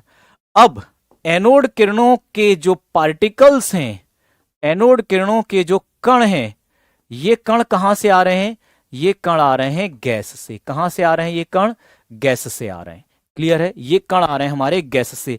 हम चाहते हैं सबसे छोटा पार्टिकल, तो सबसे हल्की गैस लेंगे। क्या लेंगे? सबसे हल्की गैस। कौन सी? सबसे हल्की गैस। तो सबसे हल्की गैस हमने ले ली हाइड्रोजन गैस। क्या ले ली? Hydrogen gas. जैसे ही हमने इसमें हाइड्रोजन गैस भरी, अब इस हाइड्रोजन गैस के पार्टिकल क्या बनेंगे? इस हाइड्रोजन गैस के पार्टिकल H, इस H को यहां पर जो इलेक्ट्रॉन निकला था, ये इलेक्ट्रॉन तोड़ेगा और बनाएगा 2H, और ये इलेक्ट्रॉन फिर एक बार दोबारा से इस हाइड्रोजन पार्टिकल के ऊपर गिरेगा, एक बार दोबारा से इस हाइड्रोजन पार्टिकल के ऊपर गिरेगा और इसे कर देगा 2H प्लस और 2 इलेक्ट्रॉन निकाल देगा। हाँ या ना? क्लियर? अब ये जो 2 इलेक्ट्रॉन थे, याद करो, ये इलेक्ट्रॉन तो चले गए कैथोड किरणें बनाने में। क्या बनाने में? ये इलेक्ट्रॉन तो चले गए कैथोड किरणें बनाने में। और ये जो पार्टिकल है, ये जो पार्टिकल है, ये भी तो कुछ करेगा। ये जो पड़ा हुआ पार्टिकल है, ये भी तो कुछ करेगा, ये भी तो कुछ करेगा, चार्ज है, आवेशित है।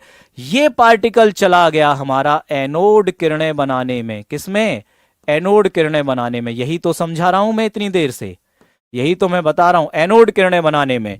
अब ये जो पार्टिकल है, कहा जाता है जो सबसे हल्का पार्टिकल हमने लिया, जो सबसे हल्का पार्टिकल लिया रदरफोर्ड ने, हाइड्रोजन पार्टिकल, यही हाइड्रोजन पार्टिकल कहलाया प्रोटॉन। क्या कहलाया? यही हाइड्रोजन पार्टिकल कहलाया प्रोटॉन। अब आपको बात समझ में आ गई होगी।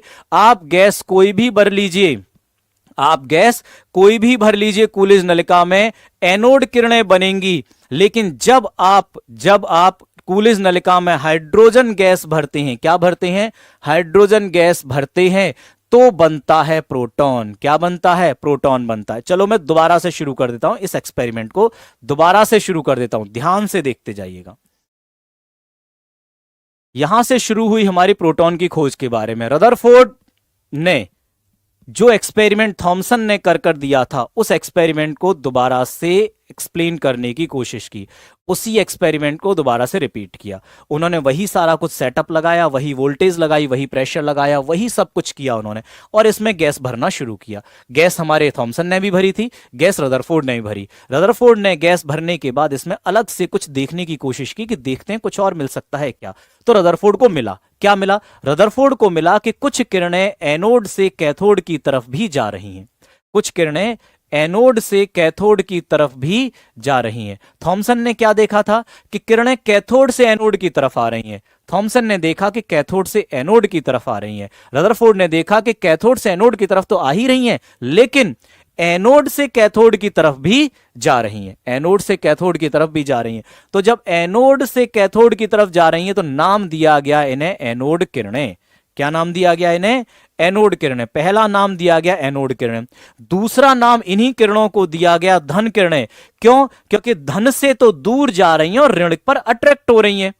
सीधी सी बात है, धन से अगर दूर भाग रही हैं और ऋण पर चिपक रही हैं, तो इनकी प्रकृति क्या होगी? धनात्मक होगी या नहीं होगी? भाई, धन से अगर प्रतिकर्षित हो रहा है, ऋण पर आकर्षित हो रहा है, तो निश्चित तौर पर उसकी प्रकृति धनात्मक होगी। तो इसीलिए इन्हें नाम दिया गया धन किरणें। क्या नाम दिया गया? धन किरणें। और तीसरा एक नाम और इन्हें दिया गया कैनाल किरणें। क्या नाम दिया गया इन्हें?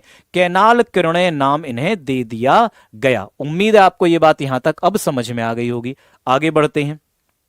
अब ये किरणें बनती कैसे हैं? तो ये किरणें बनती हैं कूलिज नलिका में भरी गई गैस से। किससे बनती हैं? कूलिज नलिका में भरी गई गैस से बनती हैं।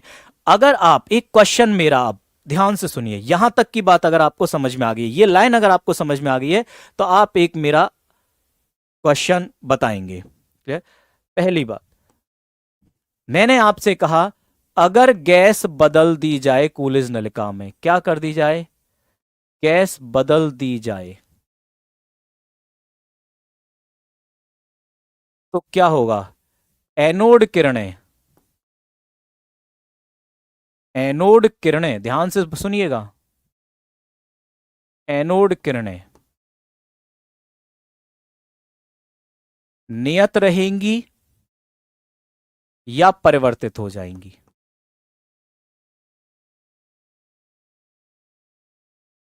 नियत रहेंगी या परिवर्तित हो जाएंगी, बताइए फटाफट से आंसर बताइए, नियत रहेंगी या बदल जाएंगी। एक दूसरे से टकराएंगी नहीं, नहीं एक दूसरे से टकराई नहीं थी अभिषेक, नहीं टकराई थी।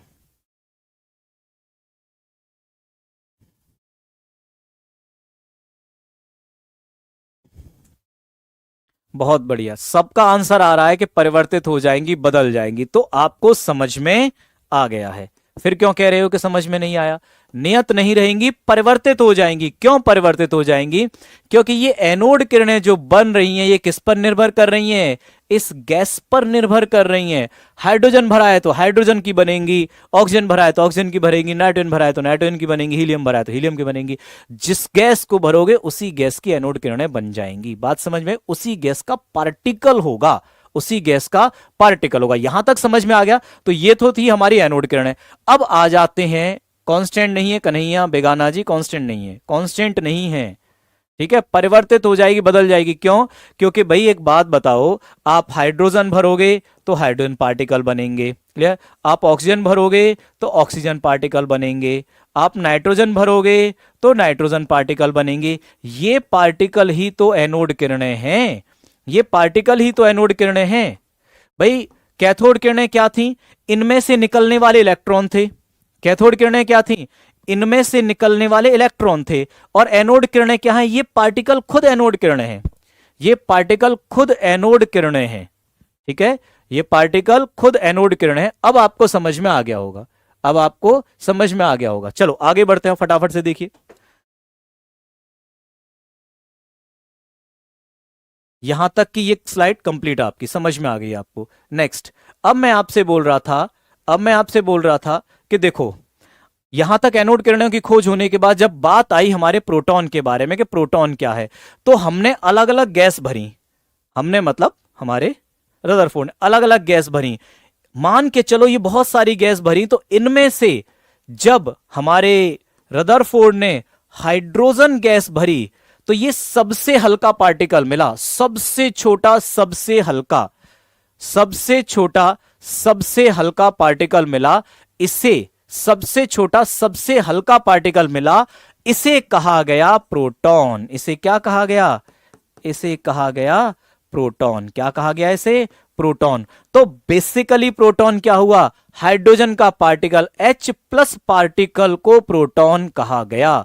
आप कूलिज नलिका में दुनिया भर की गैस भर लीजिए, आपको एनोड किरणें मिलेंगी, लेकिन उन एनोड किरणों में से जब आप हाइड्रोजन गैस भर के एनोड किरणें बनाएंगे तो उस एनोड किरण के पार्टिकल को आप कहेंगे प्रोटॉन। क्या कहेंगे?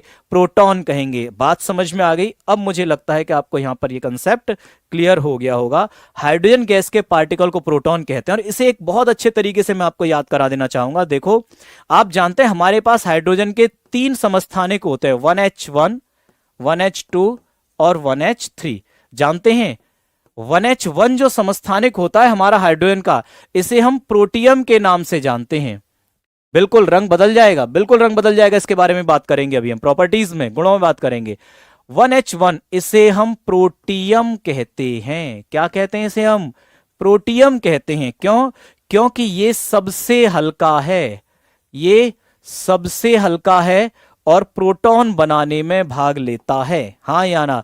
सबसे हल्का है, प्रोटॉन बनाने में भाग लेता है, इसीलिए हम इसे प्रोटियम के नाम से जानते हैं। H plus particle is proton, H plus particle is proton. अच्छा, बाकी दो के भी नाम बता देता हूं जब बात आई है। इसे आप ड्यूटीरियम के नाम से जानते हैं। किसके नाम से जानते हैं? ड्यूटीरियम के नाम से जानते हैं। किसके नाम से जानते हैं आप इसे? ड्यूटीरियम के नाम से जानते हैं। ड्यूटीरियम आप जानते हैं, ड्यूटीरियम भारी जल में पाया जाता है। किस में पाया जाता है ड्यूटीरियम? ड्यूटेरियम भारी जल में पाया जाता है। और 1H3 जो होता है इसे आप ट्राइटियम के नाम से जानते हैं। किसके नाम से जानते हैं? इसे आप ट्राइटियम के नाम से जानते हैं। इसे आप ट्राइटियम के नाम से जानते हैं। क्लियर? और ये प्रकृति में बहुत कम पाया जाता है, भारी समस्थानिक बहुत कम आता है। ठीक है, चलो उम्मीद है आपको ये कंसेप्ट अच्छे समझ में आ गया होगा।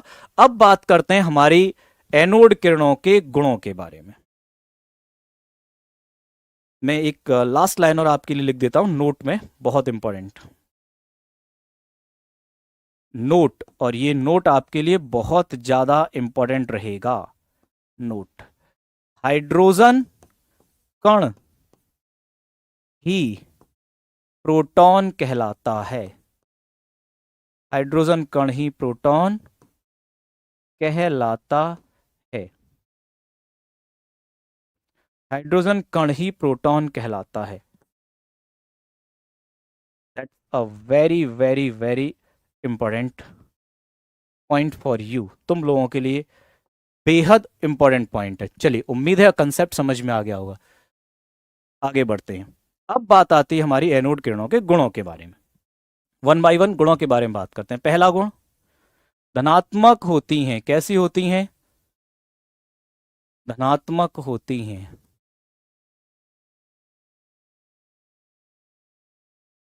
दूसरा पॉइंट, एनोड से निकलती हैं। कहां से? एनोड से निकलती हैं। तीसरा पॉइंट, चुंबकीय क्षेत्र में। कहां? चुंबकीय क्षेत्र में। और साथ ही साथ विद्युत क्षेत्र में। दोनों को एक साथ लिख दूं ना, कल अलग अलग लिखा था। विद्युत क्षेत्र में विक्षेपित होंगी या नहीं? विक्षेपित, विक्षेपित होती हैं या नहीं होती हैं? अब बताइए, आप बताइए फटाफट से, होती हैं या नहीं होती हैं? बताइए, आपके लिए क्वेश्चन है, फटाफट से बताइए। चुंबकीय क्षेत्र में, विद्युत क्षेत्र में विक्षेपित होती हैं नहीं होती हैं? हैंडसम बॉय कह रहे हैं होंगी, जीशान कह रहे हैं नहीं। अच्छा, नवीन यादव होती हैं होती हैं होती हैं होती हैं, बताओ फटाफट से। होती हैं।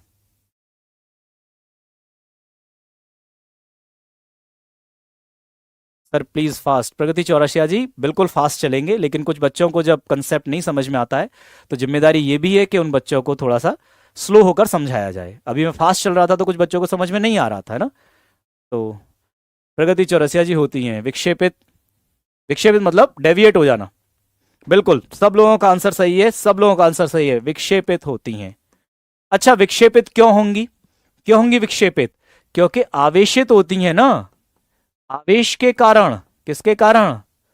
आवेश के कारण। किसके कारण विक्षेपित हो रही हैं? आवेश के कारण। इनमें आवेश होता है तो इसीलिए विक्षेपित होंगी होंगी। अगला पॉइंट, अगर मैं आपसे पूछूं, अगर मैं आपसे पूछूं कि क्या ये किसी की छाया बनाएंगी, शैडो बनाएंगी, तो हां, छाया बनाती हैं। सीधी रेखा में चलती हैं। क्या? सीधी रेखा में चलती हैं। कल बात की थी ना हमने इसके बारे में, सीधी रेखा में चलती हैं। सीधी रेखा में चलती हैं। अब सीधी रेखा में चलती हैं, ये कैसे पता चला? ये कैसे पता चला? ये पता चला कि मार्ग में आने वाले, मार्ग में आने वाले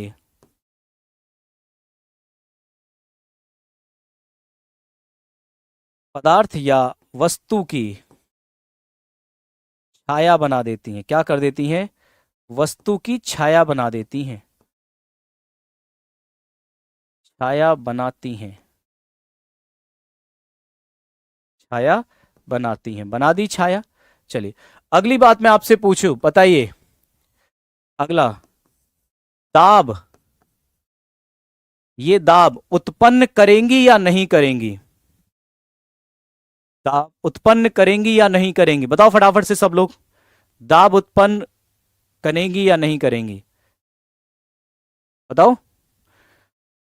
दाब उत्पन्न करेंगे, वेरी गुड, दाब उत्पन्न करती हैं, दाब उत्पन्न करती हैं,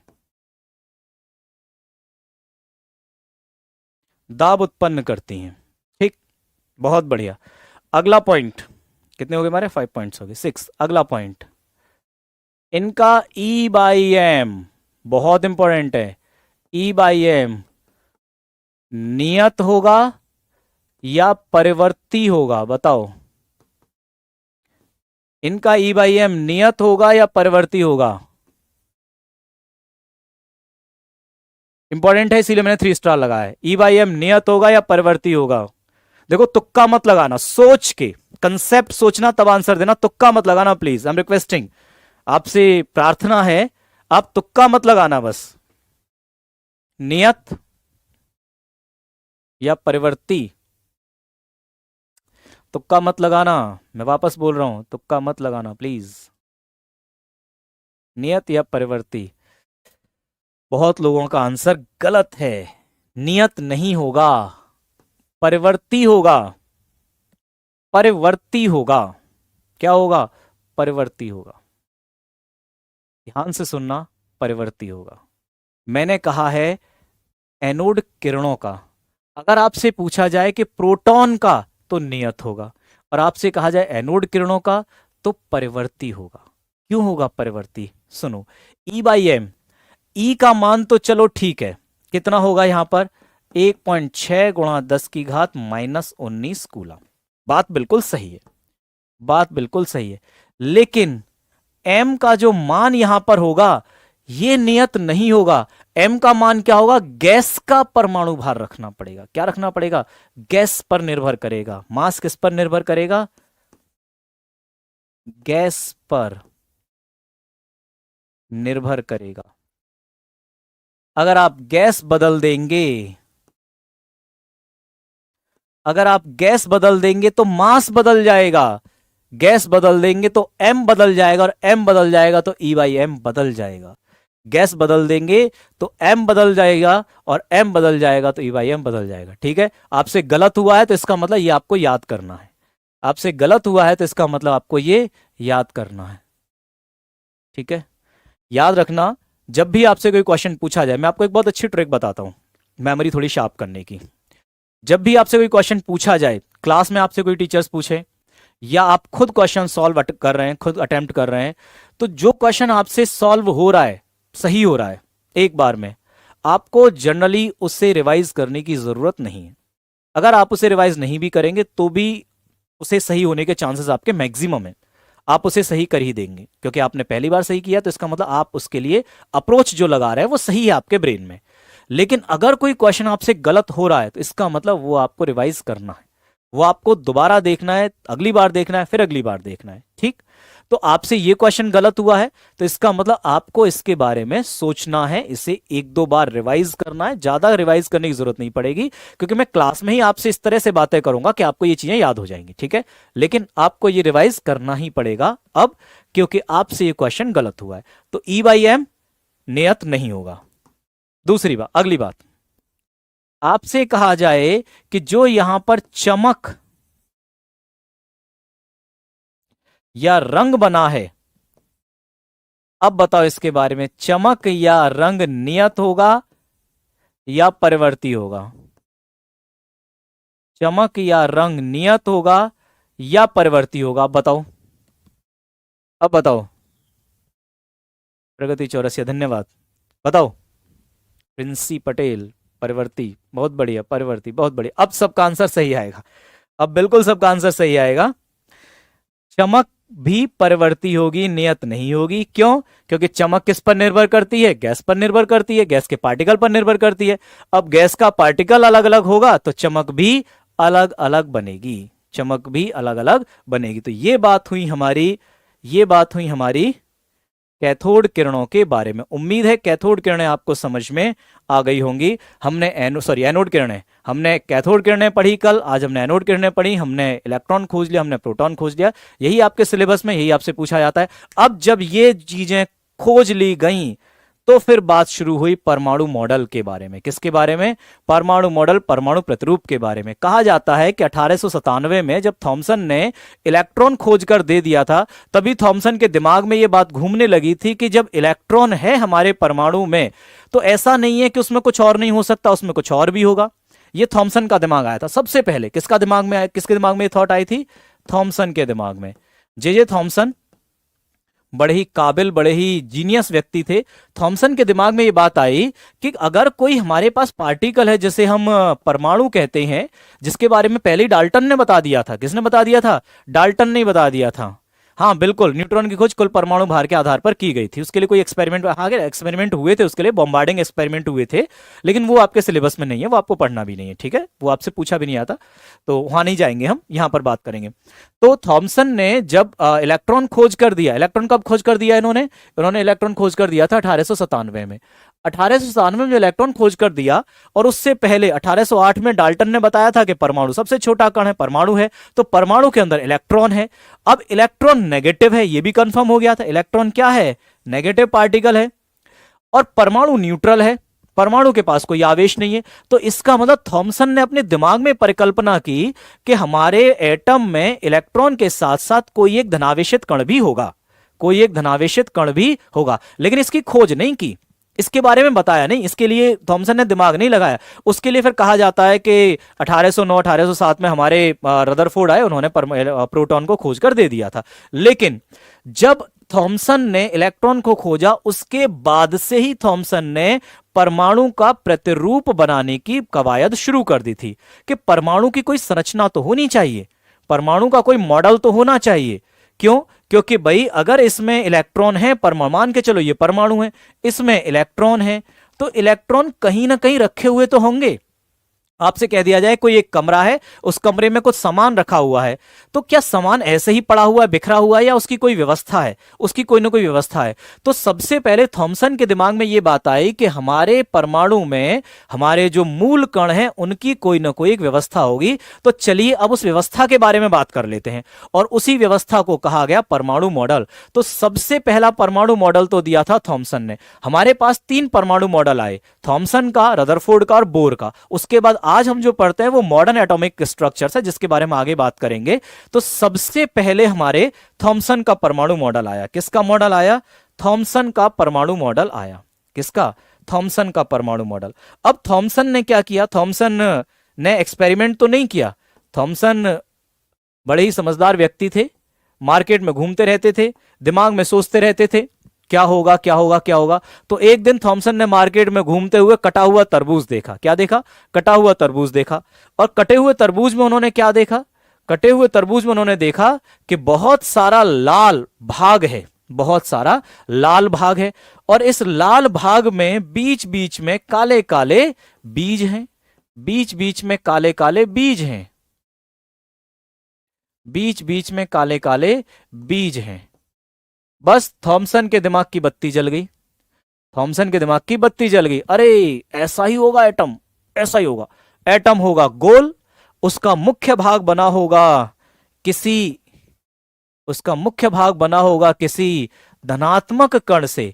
अच्छा, जब उन्होंने ये मॉडल दिया था तब तक प्रोटॉन की खोज नहीं हुई थी, ना ही प्रोटॉन की खोज हुई थी, ना ही न्यूट्रॉन की खोज हुई थी।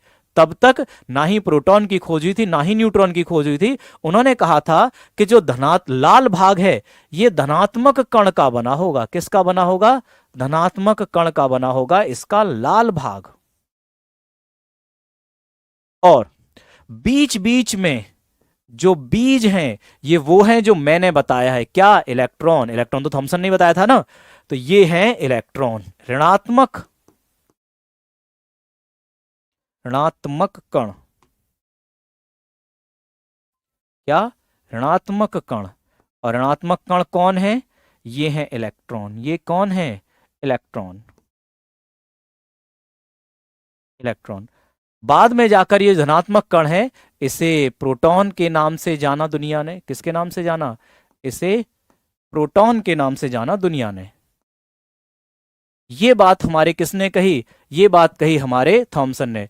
थॉमसन ने कहा था कि हमारा परमाणु गोलाकार होगा, उसका समस्त लाल भाग जो है, समस्त भार जो है वो प्रोटॉन का बना होगा, और बीच बीच में जो बीज हैं, बीच बीच में जो बीज हैं वो इलेक्ट्रॉन के बने होंगे। मतलब उन्होंने कहा कि लाल भाग ये बनेगा प्रोटॉन का, हालांकि उन्होंने धनात्मक कण कहा था, प्रोटॉन बाद में कहा गया था, और जो बीज हैं, जो बीज धसे हुए हैं ये बनेंगे इलेक्ट्रॉन के। किसके बनेंगे? ये बनेंगे इलेक्ट्रॉन के। ये बात हमारे थॉमसन ने कह दी और थॉमसन बड़े खुश, अरे वाह मजा आ गया, यही अच्छा है। अच्छा, इसे उन्होंने तरबूज मॉडल नाम दिया, वाटरमेलन मॉडल। क्या नाम दिया? वाटरमेलन मॉडल, तरबूज मॉडल, इसे नाम दिया गया था तरबूज मॉडल। तरबूज मॉडल इसे नाम दिया गया था, वाटरमेलन मॉडल नाम दिया गया था। अब एक नाम और से दिया गया था, बड़ा स्टैंडर्ड है, ध्यान से सुनना, शायद आपने पहले कभी सुना हो या ना सुना हो। इसी मॉडल को एक नाम और दिया था, इसे नाम दिया गया था प्लम पुडिंग मॉडल। क्या नाम दिया गया था?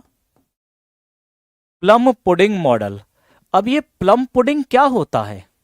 अब ये प्लम पुडिंग क्या होता है तो ध्यान से सुनना। जैसे रक्षाबंधन के समय हमारे यहाँ पर घेवर नाम की एक मिठाई बनाई जाती है, क्या? घेवर नाम की एक मिठाई बनाई जाती है।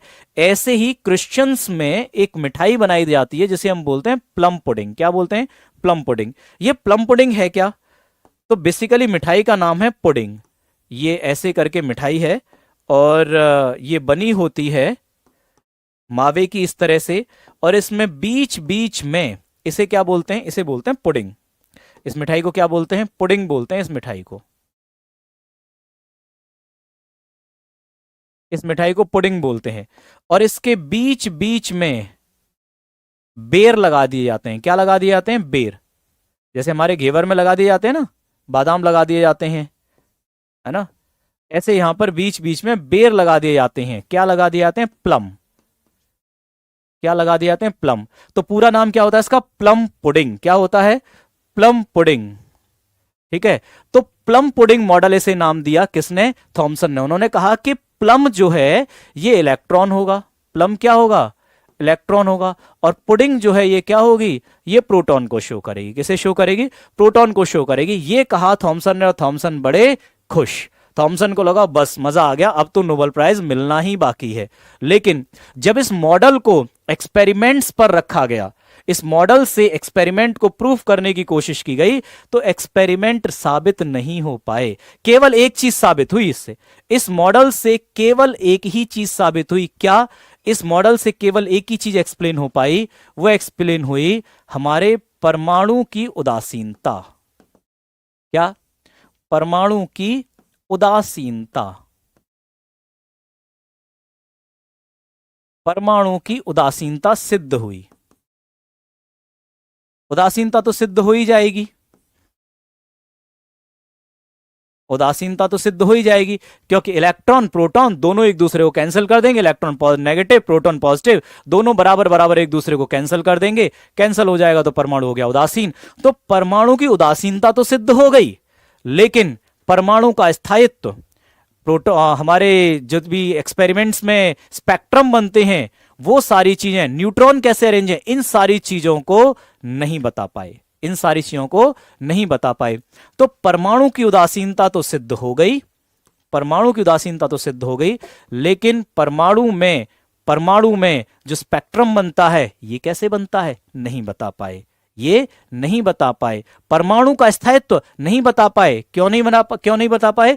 क्योंकि देखो इलेक्ट्रॉन प्रोटॉन दोनों नजदीक नजदीक हैं, आपस में मिल जाएंगे तो एक दूसरे को खत्म कर देंगे, मिल जाएंगे तो एक दूसरे को खत्म कर देंगे, परमाणु ही खत्म हो जाएगा। क्लियर है? तो ये बाकी चीजें नहीं समझा पाए, केवल एक ही चीज समझा पाए। चलो मैं दोबारा एक्सप्लेन कर देता हूं इस मॉडल को, सुनो। हमारे परमाणु प्रतिरूप के बारे में बात शुरू की थॉमसन ने। किसने शुरू की? ध्यान से सुनना। परमाणु मॉडल के बारे में बात शुरू की थॉमसन ने। थॉमसन ने कहा कि हमारे परमाणु में बहुत सारे proton, electron, positive particle, negative particle होंगे और उन्हें अरेंज करना पड़ेगा। अरेंज करने के लिए सबसे पहले उन्होंने क्या बताया? उन्होंने कहा तरबूज मॉडल होगा। उन्होंने क्या कहा? उन्होंने कहा तरबूज मॉडल होगा। तरबूज कैसा? तरबूज में जैसे लाल भाग होता है पूरा और बीच बीच में 20 धसे होते हैं, तो लाल भाग बना होगा प्रोटॉन से और बीच बीच में जो 20 धसे होंगे वो बने होंगे इलेक्ट्रॉन से बने होंगे। ये बात बता दी हमारे थॉमसन ने, और थॉमसन को लगा कि हाँ यही बिल्कुल सही होगा। फिर उन्होंने इसे जोड़ा किसके साथ में? उन्होंने जोड़ा इसे प्लम पुडिंग के साथ में। उनके यहाँ मिठाई बनाई जाती है मावे की, जैसे हमारे यहाँ घेवर बनता है, प्लम होता है बीच बीच में, सॉरी पुडिंग होते हैं बीच बीच में प्लम रख देते हैं। प्लम मतलब बेर रख दिए जाते हैं, ठीक है। बेर रख दिए गए तो बन गई ये प्लम पुडिंग। इसके साथ कंपेयर कर दिया तो इस मॉडल को एक नाम और दिया था प्लम पुडिंग मॉडल। कई बार एग्जाम में ये क्वेश्चन पूछा जाता है कि प्लम पुडिंग मॉडल किसने दिया? Who gave the plum pudding model? Then answer goes to J.J. Thomson, ठीक है। इसके बाद इस मॉडल से क्या समझाया जा सका? इस मॉडल से केवल और केवल एक चीज, परमाणु की उदासीनता समझाई जा सकी। इस मॉडल से क्या नहीं समझाया जा सका? इस मॉडल से नहीं समझाया जा सका, नहीं समझाया जा सका तो क्या नहीं समझाया जा सका? परमाणु का स्थायित्व। क्या नहीं समझाया सका? परमाणु का स्थायित्व। परमाणु का स्थायित्व। ये इसकी पहली कमी थी। क्या थी? ये इसकी पहली कमी थी। ये परमाणु का स्थायित्व नहीं समझा सका, ये एटम की स्टेबिलिटी नहीं समझा सका कि एटम स्टेबल क्यों है, एटम नष्ट तो नहीं हो रहा है, जबकि इस मॉडल के अनुसार एटम तो नष्ट हो जाना चाहिए। इस मॉडल के अनुसार एटम नष्ट हो जाना चाहिए। ये इलेक्ट्रॉन, ये प्रोटॉन आपस में कोलैबोरेट करेंगे और ये खत्म हो जाएगा। इसके हिसाब से तो परमाणु नष्ट हो जाना चाहिए, लेकिन परमाणु नष्ट नहीं हो रहा है, परमाणु स्थायी है, परमाणु स्टेबल है। तो क्यों स्टेबल है ये बात ये नहीं समझा सका, तो ये परमाणु का स्थायित्व नहीं समझा सका। परमाणु का स्थायित्व नहीं समझा सका। परमाणु का स्थायित्व नहीं समझा सका। चलिए, इसके अलावा दो और इसके अलावा इसके दो और कमियां हैं जो एग्जाम में पूछी जाती हैं आपसे, एनसीईआरटी में दे रखी हैं। ये दो कमियां मैं आपके लिए होमवर्क में देकर जाता हूं। ये दो कमियां मैं आपके लिए होमवर्क में देकर जाता हूं। आपको मुझे बताना है कि बाकी और दो कमियां क्या थी हमारे थॉमसन के मॉडल की, जिसकी वजह से थॉमसन के मॉडल को अस्वीकार कर दिया गया, डिस्कार्ड कर दिया गया कि नहीं ये मॉडल हम नहीं मानेंगे, ये मॉडल हमारी इन बातों को नहीं समझा पा रहा है।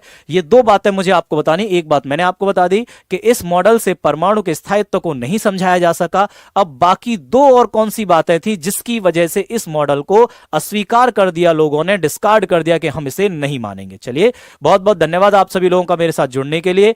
और जो भी आपको डाउट्स हो वो प्लीज आप कमेंट बॉक्स में आप मुझे डाल दीजिएगा। जैसे आपने कल डाले थे वैसे ही आप मुझे आज डाल दीजिएगा। मैं कल की क्लास में उन सारे कमेंट्स, उन सारे डाउट्स को आपको क्लियर करा दूंगा। धन्यवाद, बहुत बहुत थैंक यू मेरे साथ जुड़ने के लिए।